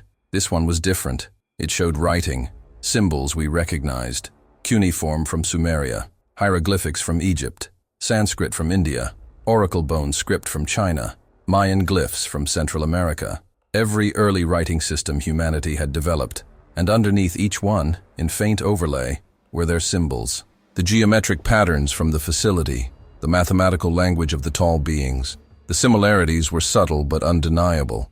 Every human writing system shared structural elements with their language. They hadn't just taught us to write, they'd taught us their writing system, modified for human cognition, simplified, adapted, but still fundamentally based on their geometric mathematical language. Our entire civilization is built on their foundation, Carter said, staring at the linguistic comparison. Not just the ancient stuff, everything. Mathematics, astronomy, architecture, medicine, all the fundamental knowledge that allowed human civilization to develop. It came from them. They gave us the tools, then disappeared, and let us think we'd figured it out ourselves. Dr. Zhao looked at the countdown still displayed on the crystal, still ticking down, now at 87 days. What happens when it reaches 0? What are they planning? I had a theory. They've been watching us develop, waiting to see if we'd be worthy, if we'd use the knowledge they gave us wisely or destroy ourselves. And we've reached a threshold. We have nuclear weapons. We're beginning to explore space. We're developing artificial intelligence. We're at the same technological level they were before the catastrophe hit their civilization. The countdown isn't a threat, it's a test. When it reaches 0, they're going to reveal themselves, make contact officially, judge whether humanity is ready to know the truth, whether we're ready to share the planet with its original inhabitants. Reeves wasn't convinced. Or they're coming back to wipe us out, to reclaim their world from the upstart species they accidentally created. We're sitting in their house, using their technology, living on their planet. What if they want it back?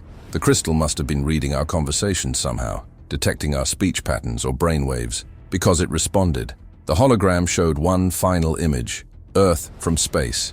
Beautiful, blue and green and white, and around it, overlaid on the projection, were words, not in their language, not in their symbols, in English, simple, clear English that we could all read. We never left, we only waited. What you do with the gift we gave you will determine what happens next. Use your time wisely, teach your kind the truth, prepare them for the return. You are not our children, you are not our creation. You are our successors. Prove yourselves worthy of that legacy. The message faded. The crystal went dark, and we sat there in silence, trying to process what we'd just read. They'd learned English. They'd been monitoring us closely enough to understand our language, our communications, our culture. They knew everything about us, and they were giving us a warning, an opportunity. 3 months to prepare humanity for the return of Earth's original intelligent species. 3 months to rewrite every history book, to shatter every religious dogma, to fundamentally alter how humans understood their place in the universe. How the hell were we supposed to do that? And more importantly, what would happen if we failed? We went back down the next day, all of us, together, with every recording device we could carry. Haynes wanted documentation of everything, every chamber, every artifact, every piece of evidence. But more importantly, we needed to find the source. The crystal had shown us history, had given us a message, but it was just a recording device. Somewhere in that facility was the central system, the main archive, the place where all the data originated. We'd been exploring the complex for 2 weeks now and had maybe covered 40% of it. Time to go deeper. The lower levels had been calling to us, literally. Ever since we'd activated that crystal, the facility had been getting more active. More lights coming on in corridors we'd already explored. More panels flickering to life. And sounds. Deep, resonant vibrations that you felt in your chest rather than heard with your ears. Like the entire structure was humming, waking up, preparing for something. We descended to what our mapping suggested was the lowest level, at least 500 meters below the ice, which meant we were now roughly 2.5 kilometers underground. The corridors here were different, wider, taller, more elaborate. The walls were covered in those mathematical symbols, but dense now, overlapping. Like pages of a book or code of a program, conveying massive amounts of information. Dr. Zhao was photographing as fast as her camera could process, but there was too much. "This is their history," she said, running her hand along the wall. "Everything. Their entire civilization story written in mathematical language. Origin, evolution, technological development, cultural achievements, the catastrophe, everything. It would take years to translate all of this, but we didn't have years. We had 86 days.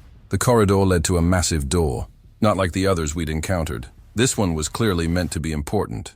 It was 10 meters tall, 5 meters wide, made from that dark material that seemed to be their primary construction metal, and it was covered, absolutely covered, in symbols. But these weren't random. They were arranged in a specific pattern, a sequence. "It's a combination lock," Porter said, examining it closely. "But it's also a test. Look at the sequence. These are mathematical proofs. Pythagorean theorem. Proof of prime numbers.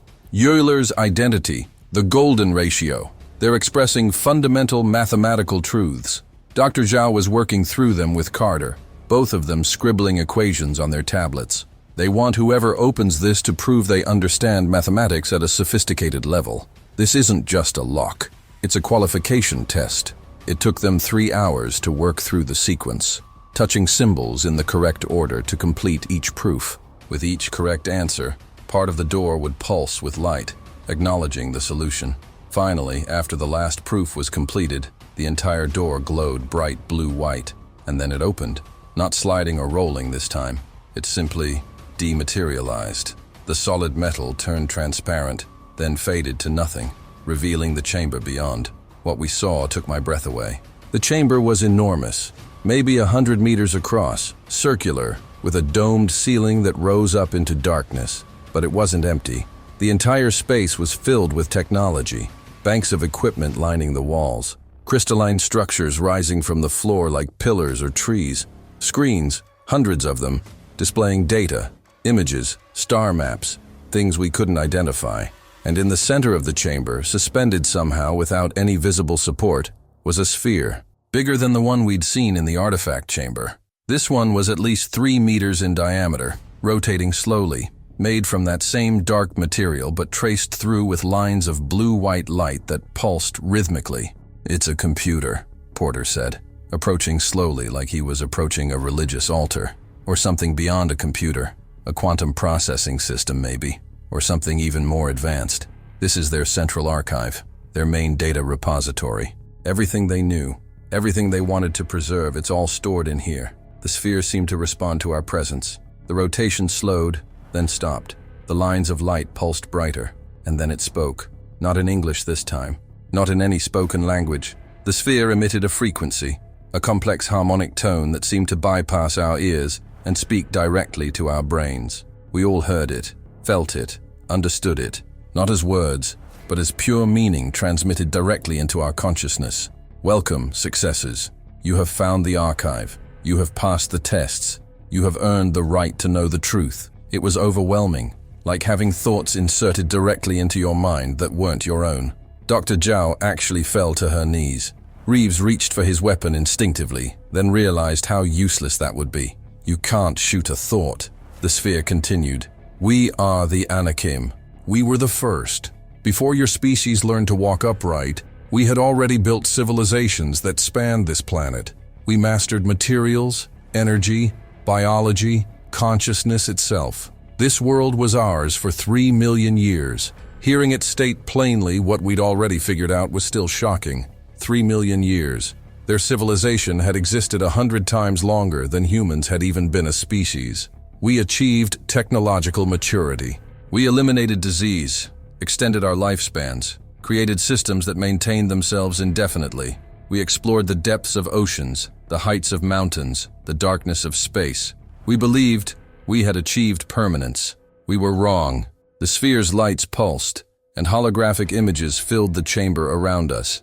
We saw their civilization at its peak, cities that covered entire continents, structures that rose kilometers into the sky, vessels that moved through air and water with equal ease, orbital stations, a thriving, sophisticated society of billions. Then came the warning. Our astronomers detected the swarm, fragments of a destroyed comet, thousands of objects on a collision course with Earth. We had 50 years to prepare, 50 years to decide how to survive. What we calculated would be a civilization-ending catastrophe. The hologram showed their response. Massive construction projects, underground facilities like the one we were in, deep ocean habitats built in trenches where surface disruption wouldn't reach, orbital stations expanded and reinforced, and vessels, thousands of vessels, built to carry their population to safety. We evacuated 92% of our population, some to the prepared shelters, some to other worlds in this solar system, some to interstellar destinations light years away. But 8% remained, volunteers who chose to stay, to maintain the facilities, to preserve our knowledge, to witness what happened to our world. The hologram showed the impacts. We'd seen this before in the crystal's recording, but this was more detailed, more scientific. 37 major impacts over a period of 3 weeks. The largest in what is now Hudson Bay, a fragment 10 kilometers across that released energy equivalent to billions of nuclear weapons. The resulting shockwave, firestorms, tsunamis, earthquakes. And then the nuclear winter, dust and ash blocking out the sun for years, temperatures plummeting, ice sheets expanding, the world we knew dying. The 8% who remained did their duty. They sealed the facilities. They preserved our culture, our technology, our history. And then they went into stasis, trusting that someday, someone would find what we had preserved. You have found them. You have honored them by witnessing their sacrifice. The sphere pulsed brighter, and I felt something like warmth, like approval, like the machine was expressing emotion, or at least simulating it effectively. But the Anakim did not perish. We survived. In our deep ocean sanctuaries, life continued. In our underground cities, civilization persisted. In orbital habitats, we watched as ice consumed the surface we once ruled. New images appeared. Underwater cities in deep ocean trenches. Massive domed structures built into the walls of undersea canyons glowing with light, teeming with activity. The Anakim hadn't just survived, they'd thrived in their hidden refuges. And we watched as a new species emerged, Homo sapiens, smaller, shorter-lived, less technologically advanced, but adaptable, resilient, capable of surviving in the harsh new world. The impacts had created. We observed your evolution with interest.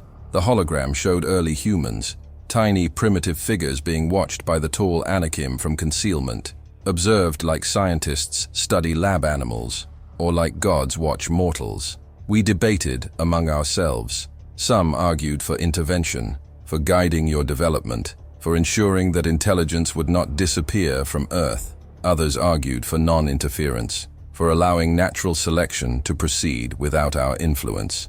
The debate lasted millennia.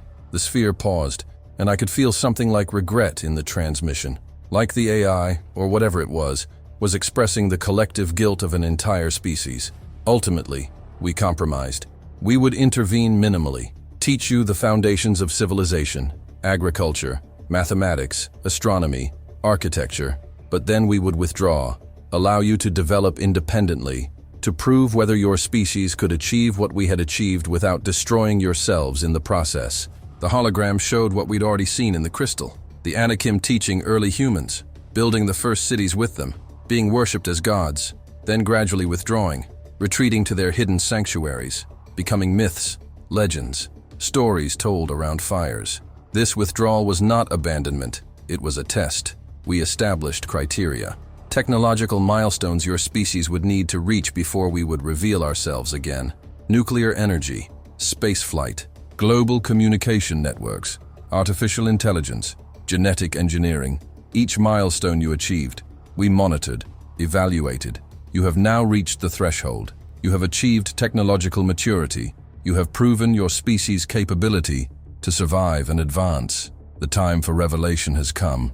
That countdown, 86 days, that's what it was counting down to.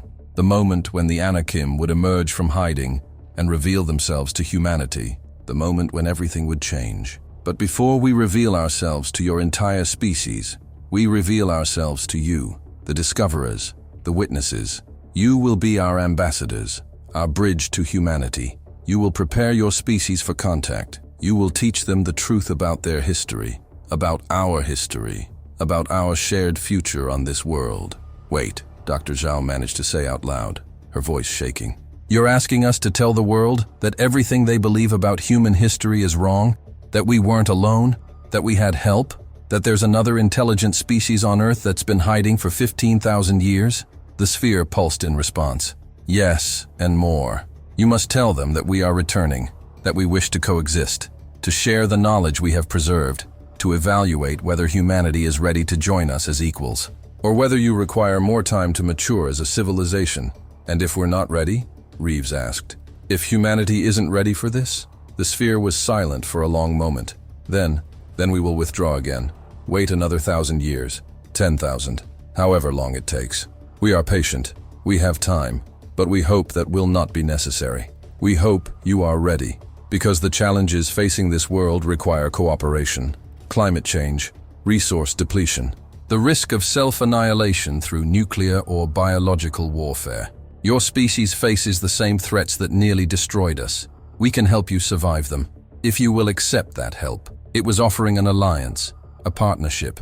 The Anakim had 15,000 years of additional technological development, solutions to problems we were struggling with, knowledge that could save humanity from the mistakes they'd seen us making.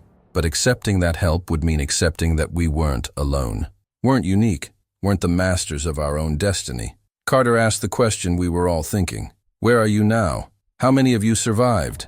The sphere responded with a holographic map of Earth, and then points of light appeared. Dozens of them. In the Mariana Trench, the Puerto Rico Trench, the Java Trench, in deep ocean caves off the coasts of every continent, in underground caverns beneath the Antarctic ice, the Greenland ice sheet, the Arctic Ocean. In orbital facilities we'd dismissed as space debris, in locations on the Moon and Mars we'd never explored. Each point represented a sanctuary, a hidden city, a population of Anakim who'd been living there, watching us, waiting.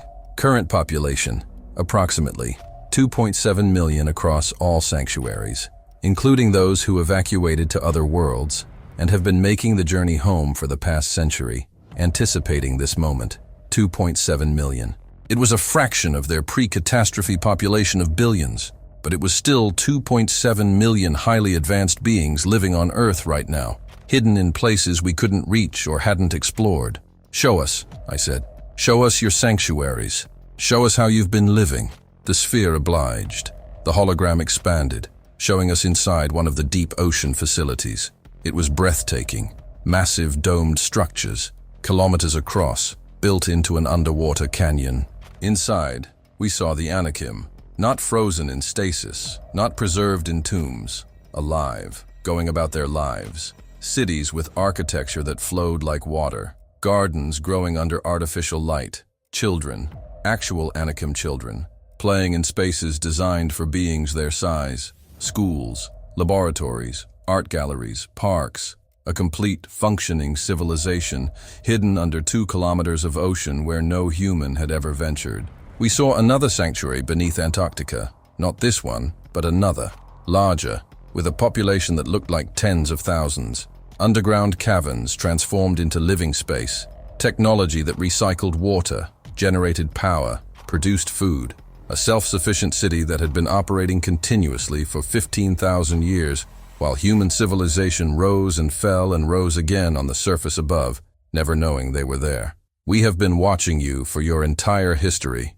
Every advancement, every setback, every war, every peace. We have seen your capacity for both brilliance and brutality. We have debated among ourselves whether you are ready for contact. The sphere's tone shifted, became more serious, heavier. The countdown you saw is not arbitrary.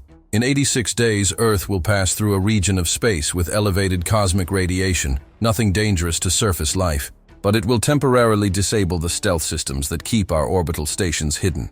For approximately 72 hours, our presence in Earth orbit will be visible to your telescopes and sensors.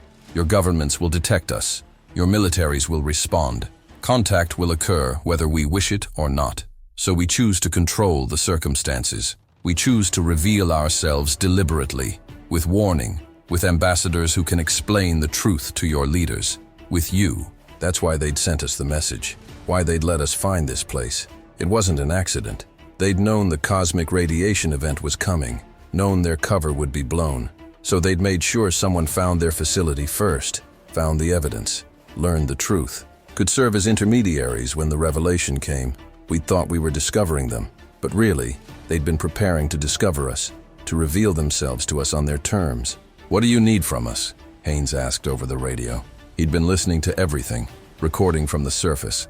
The sphere turned, or seemed to turn, toward where his voice had come from. "We need you to take this information to your leaders, to your scientists, to your media. We need you to prepare humanity for what is coming. We will provide you with evidence, artifacts, technology, samples, data files that prove everything we have told you. And when the countdown reaches 0, we will make formal contact. A delegation will arrive at a location your governments specify. We will negotiate the terms of coexistence. We will offer our assistance with the challenges your species faces, and we will hope that you are wise enough to accept." The sphere projected one final image: Earth, with both species visible. Humans on the surface, in our cities and farms and roads. Anakim in their hidden sanctuaries below. Lines connecting the two civilizations. Cooperation, exchange, partnership. Alternatively, if humanity responds with hostility, if you attempt to attack our sanctuaries, if you prove yourselves unready for peaceful coexistence. The image changed. The lines between the two species disappeared. The Anakim sanctuaries faded from the map, became invisible again. We will disappear, completely. You will never find us again. We will wait another 10,000 years if necessary. We have survived this long. We can survive longer. But understand, we hope that will not be necessary. We hope you are ready. We hope that 50,000 years from now, our descendants, human and Anakim, will look back on this moment as the beginning of a shared future. The choice is yours. It wasn't a threat. It was a promise. And somehow, that was more terrifying. They had the power to reveal themselves or hide, to help us or abandon us. And we, 8 humans in a frozen wasteland, had somehow become responsible for representing our entire species in that choice. The sphere dimmed. The transmission ended. We stood there in silence, surrounded by technology we barely understood, processing information that would change human civilization forever. If we shared it, if people believed us, if the world was ready. 86 days.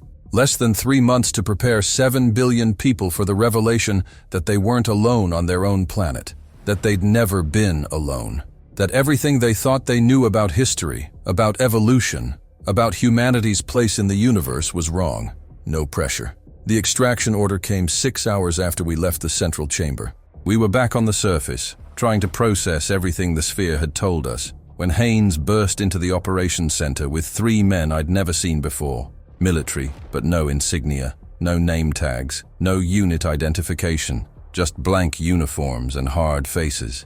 "Pack your personal items," Haynes said.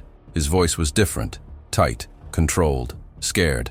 "Transport arrives in 30 minutes. You're being evacuated immediately." Dr. Zhao started to protest. "We need more time. There's so much more to document, to understand." One of the blank uniform men cut her off. "This facility is being locked down, effective immediately. You have 30 minutes to pack essentials. Everything else stays here. All research materials, all samples, all recordings. You take nothing with you except personal effects." The way he said it left no room for argument. Porter tried anyway. We have 86 days. The sphere told us we need to prepare humanity. We need to share this information. The sphere, the man interrupted, told you what it wanted you to hear. You have no idea what you've activated down there. You have no idea what you've set in motion. Now pack. Clock's ticking. We packed in silence, each of us isolated in our quarters. I looked around my tiny room, the cot I'd barely slept in, the locker with my spare clothes, the desk where I'd written notes about discoveries that would change human history. And I knew, with absolute certainty, that we weren't being evacuated for our safety. We were being extracted, contained, silenced. I pulled out my phone. We'd been allowed to keep them, even though they had no signal out here. And I did something that probably violated every NDA I'd signed.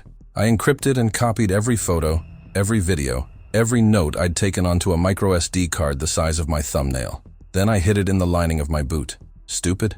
Maybe. But if they were going to bury this discovery, bury the truth about the Anakim, about human history, I wanted insurance.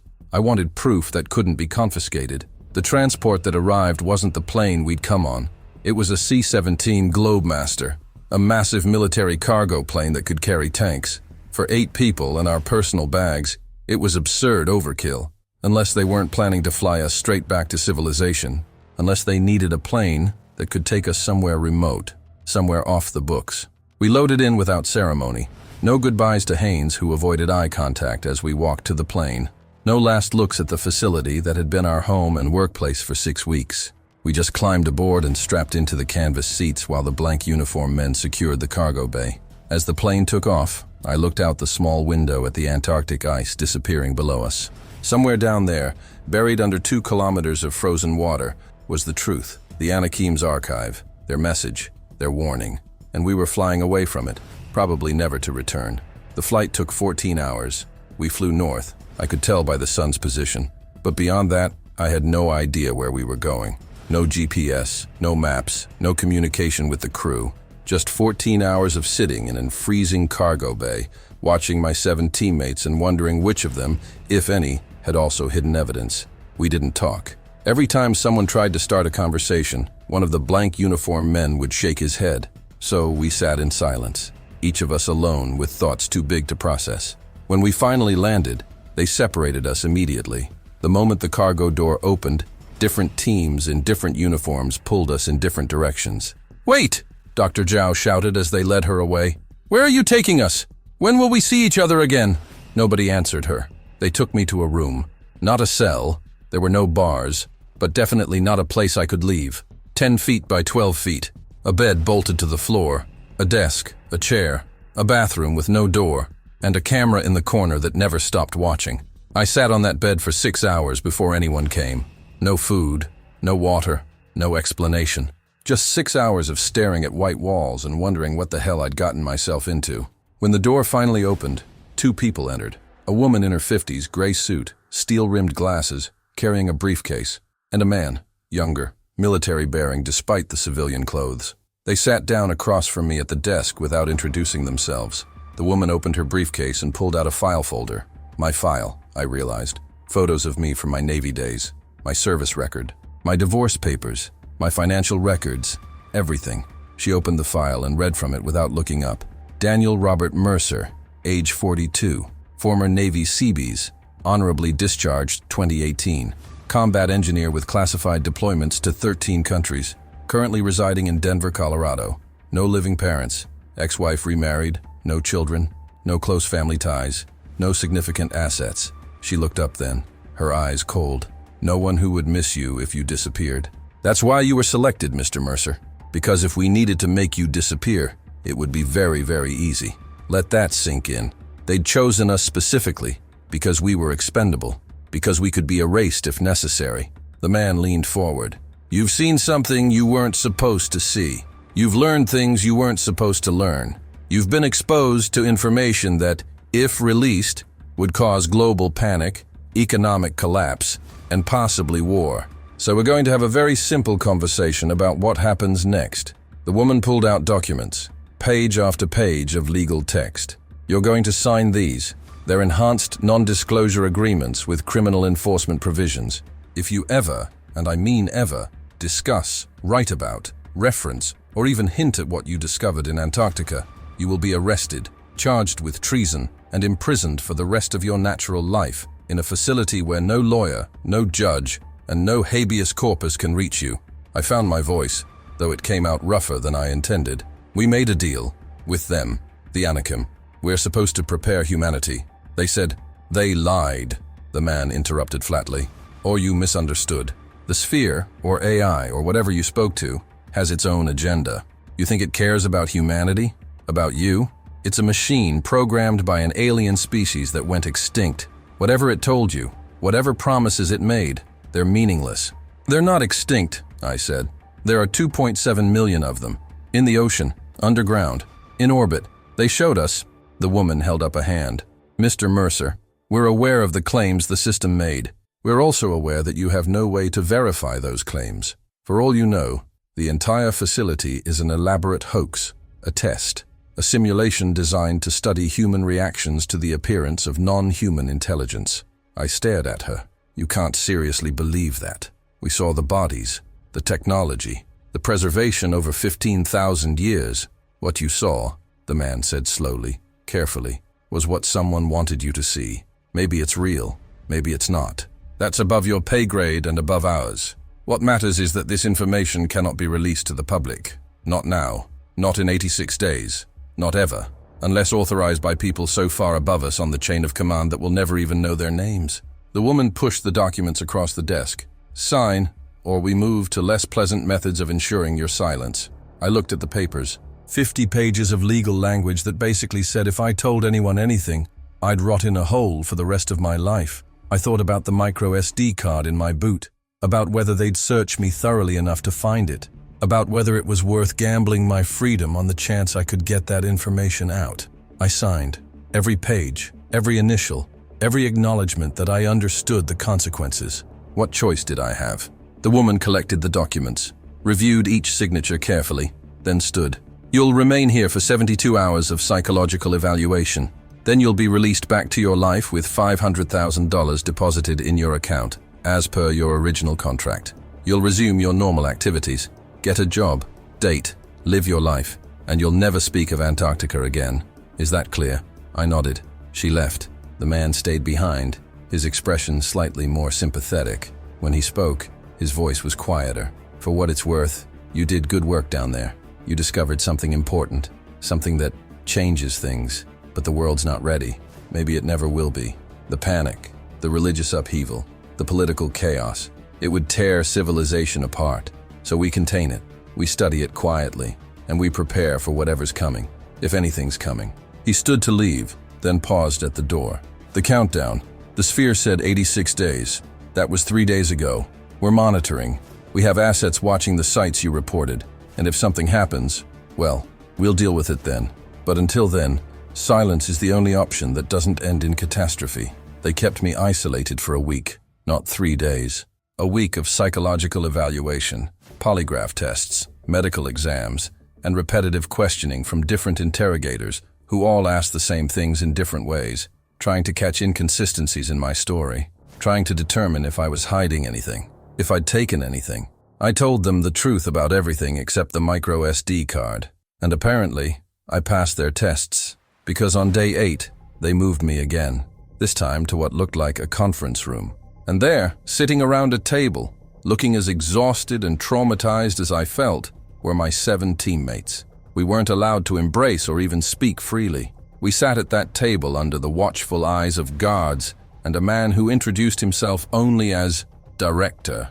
He was older, 60s maybe, with the kind of presence that suggested he'd been making life and death decisions for decades. You 8 have been through something extraordinary, he began, and you've handled it remarkably well, better than the team we sent in 1982, frankly. That group, well, 3 of them didn't pass the psychological screening. They're still in care facilities. We've learned from those mistakes. He pulled up a screen and displayed a world map, and on that map were dozens of points of light, just like the sphere had shown us. Locations in the ocean, underground, in polar regions. You asked if we already knew, he continued. Yes, we've known since 1982. We've been monitoring these sites for over 40 years, and we're not alone. This is an international effort. USA, Russia, China, UK, France, Israel, Japan. 11 countries contributing resources to a black budget program that officially doesn't exist. He zoomed in on specific locations. 3 months ago, all of these sites became more active simultaneously. Energy emissions increased. Electromagnetic signatures changed. Something woke up. That's why we sent you in. We needed to know what triggered the change. Whether it was a threat. Whether it was time to prepare for contact. Dr. Zhao found her voice. The countdown. 83 days now. What are you doing to prepare? The director's expression darkened. Officially, nothing. Unofficially, we have contingency plans for every scenario. First contact protocols, military response options, evacuation procedures for major population centers, communication strategies. But implementing any of them requires revealing why we're implementing them, telling the public about the Anakim. And that, he shook his head.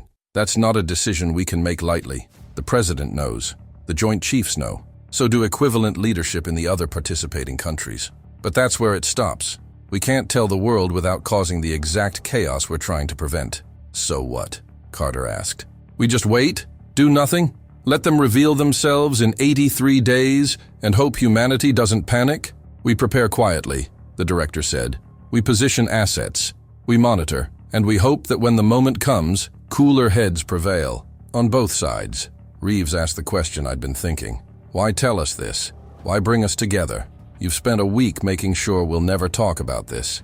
The director stood and walked to the window, looking out at a landscape I didn't recognize. Mountains, forest, somewhere remote. Because you're our fallback. If contact goes badly, if violence erupts, if we need people who understand what we're dealing with, who've seen the truth, who can potentially mediate or explain or translate, you're it. You're being kept on retainer, monitored, ready to be activated if needed. He turned back to us. You're going back to your lives. But understand, you're not free. Your phones will be monitored. Your communications watched. Your movements tracked. If we need you, we'll pull you back in. And you'll come. Because you signed agreements that say you will. Because you know what's at stake. Because you're the only civilians on Earth who've had direct contact with Anakim technology and lived to tell about it. Well, not tell about it. You understand? We understood. We were assets now. Tools. Human resources to be deployed if the situation required. We weren't being released.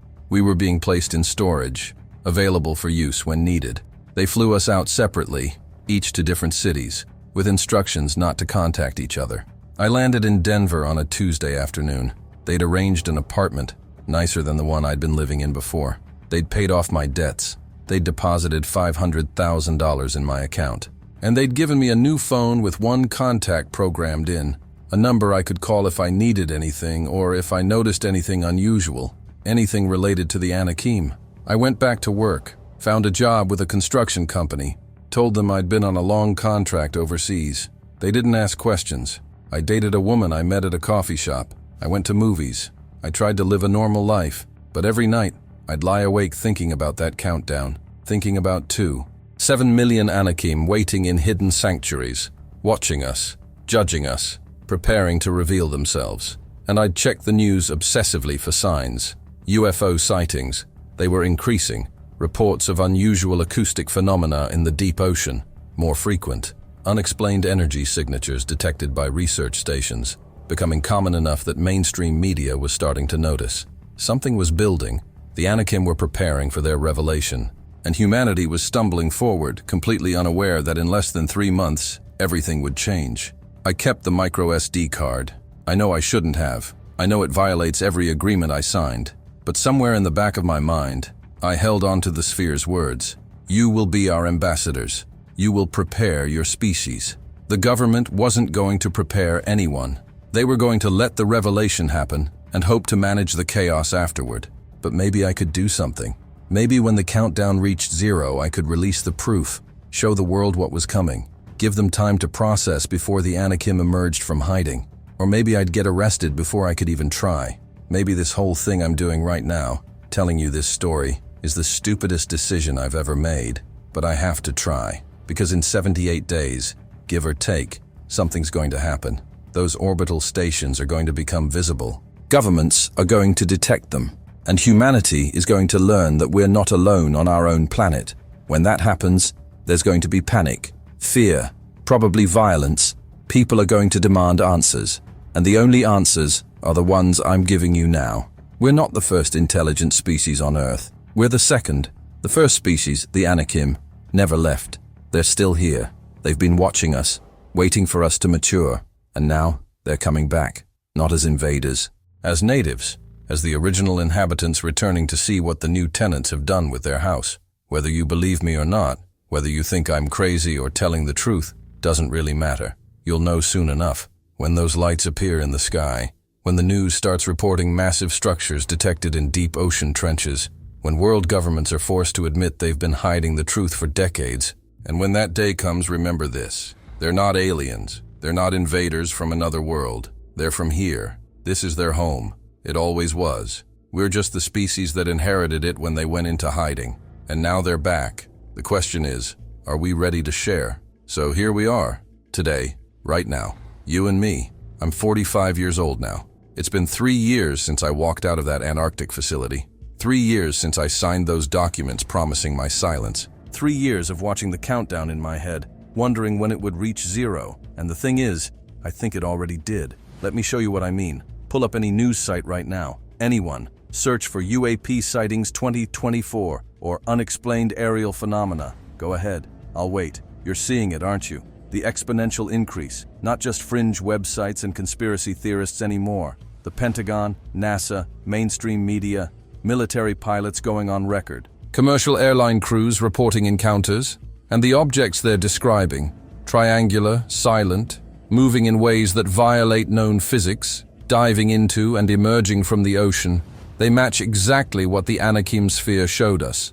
Their vessels, their technology, they're not hiding anymore. They're showing themselves, gradually, carefully, preparing us, or testing us. I don't know which. 3 months ago, I broke my silence for the first time. I contacted Dr. Zhao. I know I wasn't supposed to.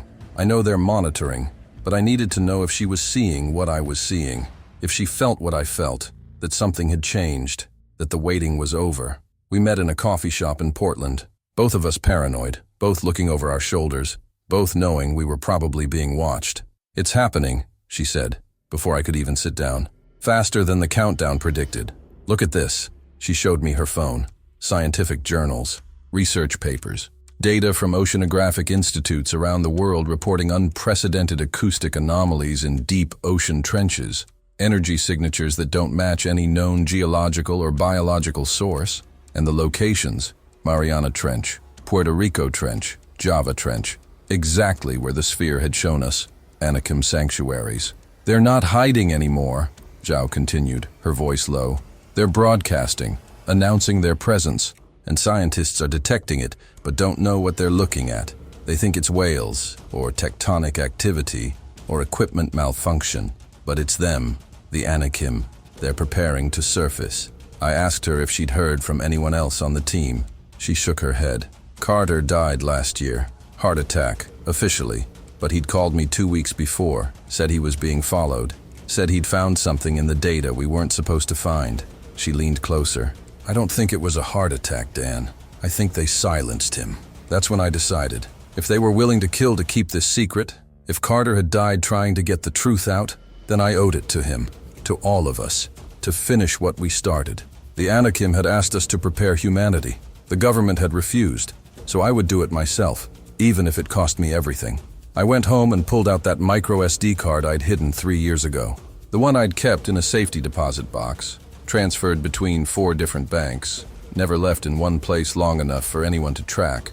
I copied the files to an encrypted server, photos of the facility, video of the holographic projections, audio recordings of the sphere's transmissions, geological samples analysis results, everything.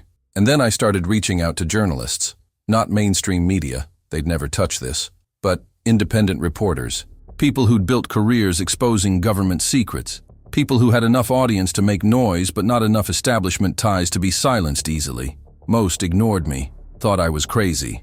A few asked for proof, then went silent when I sent it.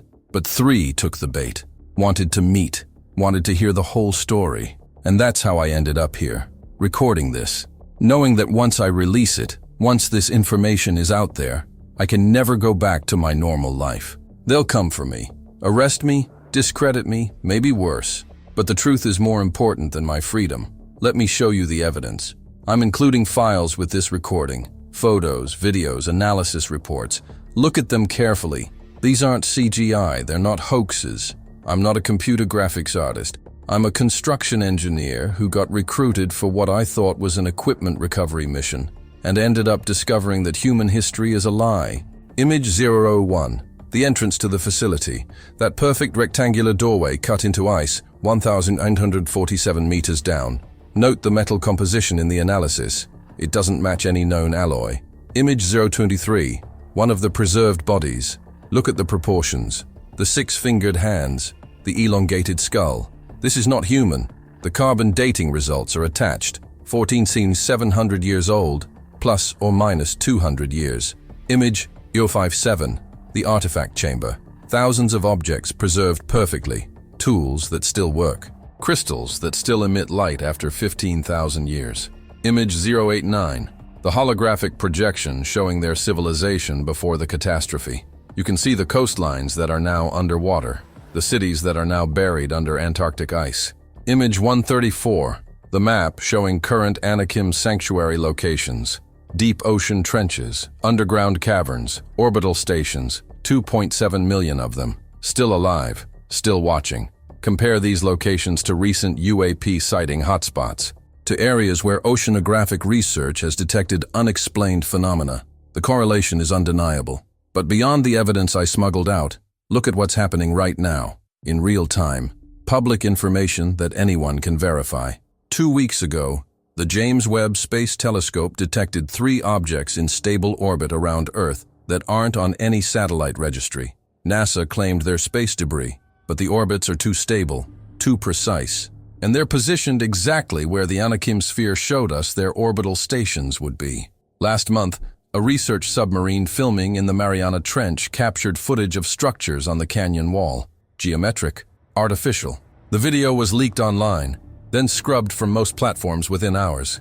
But copies exist.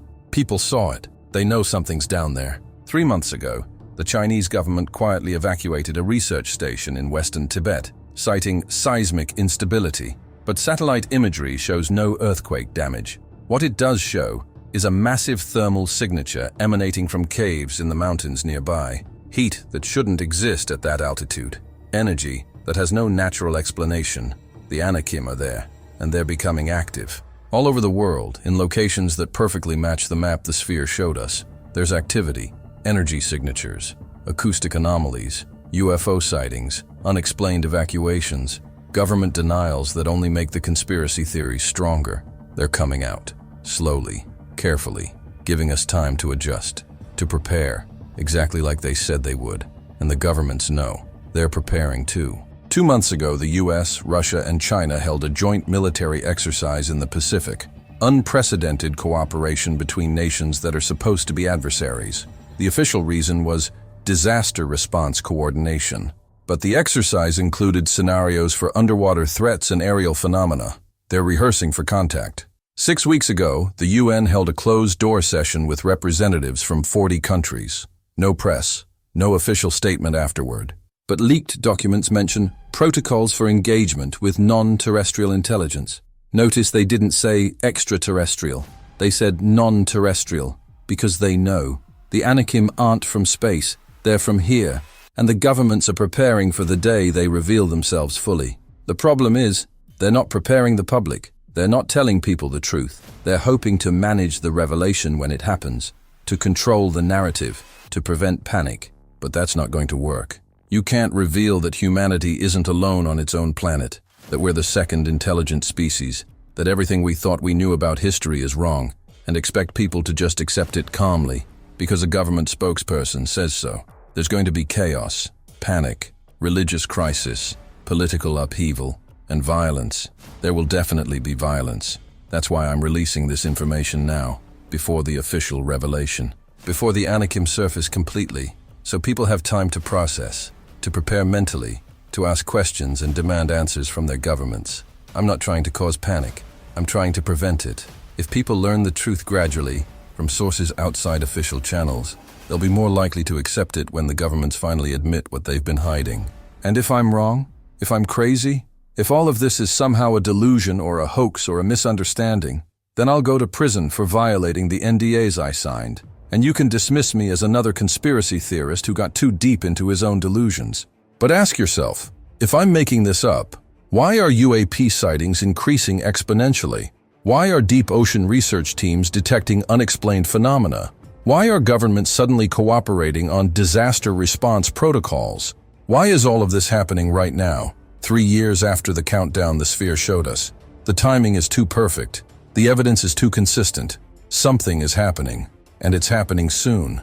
I estimate we have weeks, maybe days, before the Anakim make formal contact, before they reveal themselves to the world's governments and demand recognition, before humanity has to face the truth that we're not alone, that we never were, that this planet had intelligent inhabitants long before we evolved, and that those inhabitants are back. So what do? How do we prepare for something like this? Honestly, I don't know. I'm just one guy with a head full of impossible memories and a micro SD card full of evidence that could get me killed. But if I've learned anything from my time in that facility, from my conversations with Dr. Zhao and the others, from 3 years of watching the signs accumulate, it's this. The Anakim aren't our enemies. They're not invaders. They're natives. This was their world first. They built civilizations while humans were still living in caves. They survived a global catastrophe that buried their entire civilization. They retreated into hiding not because they were afraid of us, but to give us space to evolve, to develop, to prove ourselves worthy of sharing the planet with them. And now they're coming back, not to conquer, not to enslave, but to evaluate, to see what we've done with the world they left behind, to determine if we're ready to coexist, if we can share resources, knowledge, space, if we can move beyond our tribal instincts and accept that we're not the only intelligence that matters. That's the test. That's what the countdown was about. Not an invasion, a judgment. And I'm honestly not sure if we're going to pass. Look at what we've done with this planet in the brief time we've been the dominant species. Climate change, mass extinctions, pollution of air, water, soil, nuclear weapons capable of destroying everything. Political divisions that prevent us from solving global problems. Religious conflicts over whose interpretation of ancient texts is correct. Texts that, by the way, probably contain garbled memories of contact with the Anakim that we misinterpreted as divine revelation. We've had 15,000 years of development with a head start they gave us. Agriculture, mathematics, astronomy, all taught to us by beings we mistook for gods. And what have we done with it? We've created incredible technology. Yes, we've explored space. We've cured diseases. We've connected the entire world through instant communication. But we've also brought ourselves to the brink of self-destruction multiple times. We've used every advancement for war as often as for peace. We've prioritized short-term profit over long-term survival. If I were the Anakim, looking at what humanity has accomplished and what we've failed to accomplish, I'm not sure I'd be impressed. I'm not sure I'd think we were ready for partnership, for coexistence, for access to their technology and knowledge. Maybe they'll look at us and decide to wait another 10,000 years, to retreat back into their sanctuaries and give us more time to mature. Or maybe, and this is what terrifies me, maybe they'll decide we're not worth saving, that we're a threat to ourselves and to the planet, that the kindest thing they can do is let us destroy ourselves while they preserve what they can of Earth's biosphere for whatever comes after us. I want to be optimistic. I want to believe that humanity will rise to this challenge, that when the Anakim reveal themselves, we'll meet them with curiosity instead of fear, with cooperation instead of violence, that we'll seize the opportunity to learn from a species that's survived for millions of years, that's mastered technology we're only beginning to understand, that could help us solve the problems threatening our survival. But I've seen what humans do when we're afraid, when we're threatened, when we're faced with something we don't understand. I was in Iraq and Afghanistan. I saw how quickly peace can collapse into violence, how easily propaganda can turn neighbors into enemies, how fear overrides rationality every single time, and the revelation that we're not alone, that we're not even the first or most important species on our own planet, that's going to trigger fear on a scale we've never experienced. Some people will worship the Anakim as returning gods. Some will see them as demons or deceptions. Some will want to study them, cooperate with them, learn from them. and some will want to kill them, to drive them back into hiding or wipe them out entirely rather than accept that we have to share the world. And the Anakim know this. They've been watching us long enough to understand human nature. The Sphere told us they've witnessed every war, every genocide, every act of brilliance and brutality we've committed. They know what we're capable of, both our potential and our failures. And still, they're coming back. That tells me something. It tells me they haven't given up on us, that they see something worth preserving in humanity, despite our flaws, that they believe we might be ready, or at least ready enough to try. So here's what I'm asking you to do. If you're listening to this, if you've seen the evidence, if you believe even a fraction of what I've told you, share it. Not to cause panic, not to create chaos, but to prepare people, to give them time to process before the official revelation, to start conversations about what coexistence might look like, about how we respond to the return of Earth's original inhabitants, about whether we choose fear or curiosity, violence or cooperation. Talk to your friends, your family, your communities. Show them the evidence. Let them draw their own conclusions. But get them thinking about the possibility that we're not alone, that we never were, that change is coming whether we're ready or not. And maybe, just maybe, if enough people are prepared when the Anakim emerge, we can avoid the worst outcomes. We can meet them with open minds instead of weapons. We can accept the help they're offering. We can prove that humanity is worth the investment they made in us 15,000 years ago when they taught our ancestors how to plant crops and build cities and look at the stars and wonder what else is out there. Because here's the thing, they're not out there. They're down there, in the ocean depths, in underground caverns, in orbital stations above our heads. They've been here the whole time, watching, waiting, hoping we'd grow up to be something they could be proud of. I don't know if I'll survive releasing this information. I don't know if I'll be arrested, discredited, or worse, but I needed to do it. For Carter, who died trying to get the truth out. For the 36 Anakim, who volunteered to be preserved in that frozen tomb so someone would remember their species existed. For Dr. Zhao and the others on my team, who've been living with this secret, wondering if we did the right thing by staying silent. And for you, for humanity, because you deserve to know the truth before your world changes forever. The Anakim are coming back. They're already making themselves visible. And in the next few weeks or months, they're going to make formal contact. They're going to reveal themselves to world governments. They're going to announce their presence to humanity. And everything will change. Your history books are wrong. Your religious texts are misinterpretations of actual events. Your assumptions about human uniqueness are incorrect. Earth has always been a shared world.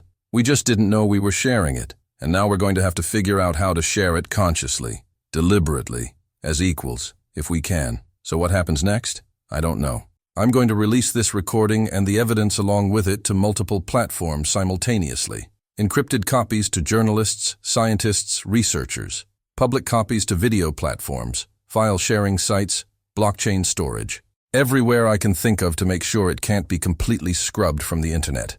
And then I'm going to wait for them to come arrest me, or for the Anakim to make their move, whichever comes first. But I want you to remember something. When you see those lights in the sky, when you hear reports of massive structures detected in deep ocean trenches, when governments finally admit what they've been hiding for decades, when the Anakim reveal themselves and the world descends into chaos, remember this. They're not invaders, they're natives. Earth was their home for 3 million years before humans even existed. They survived a catastrophe that buried their civilization. They retreated into hiding to give us space to evolve. They taught us the foundations of civilization.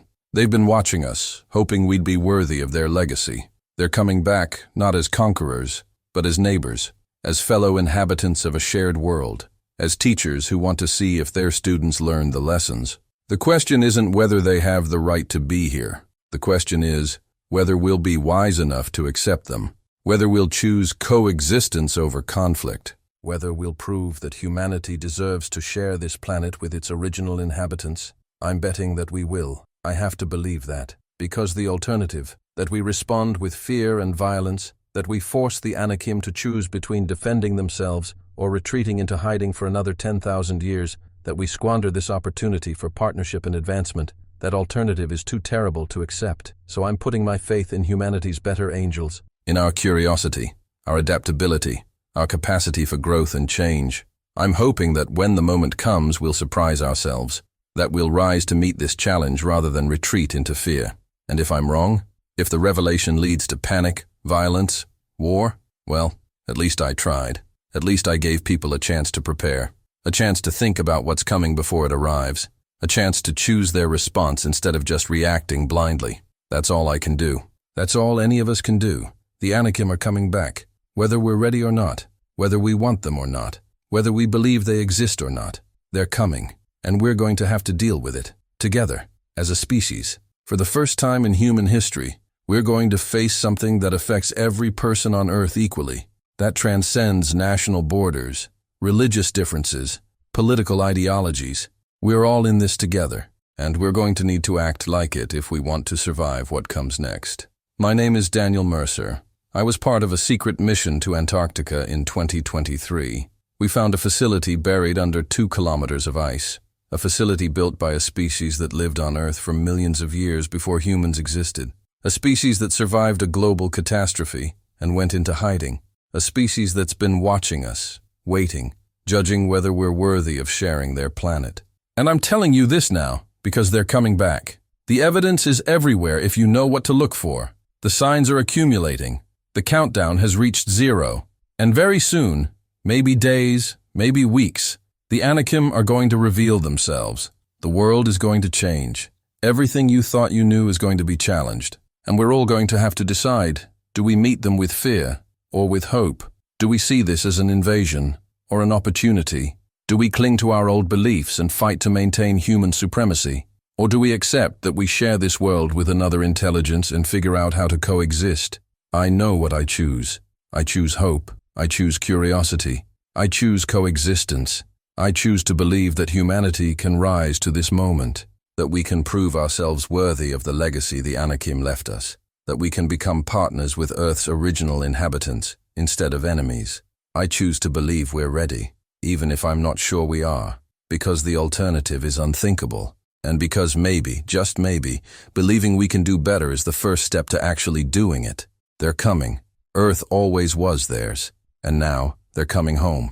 What we do next will determine everything, not just for humanity, but for both our species, for the future of this planet we share, for the legacy we leave to whatever comes after us. Choose wisely, choose courageously, and when you see those lights in the sky, when you hear the official announcements, when the world starts to change, remember, you heard it here first. You had time to prepare. You knew the truth before they forced it on you. What you do with that knowledge is up to you. But whatever you do it with your eyes open. Do it understanding what's really at stake. And do it knowing that for the first time in human history, we're not alone. We never were. We just finally know it. Good luck to all of us. We're going to need it.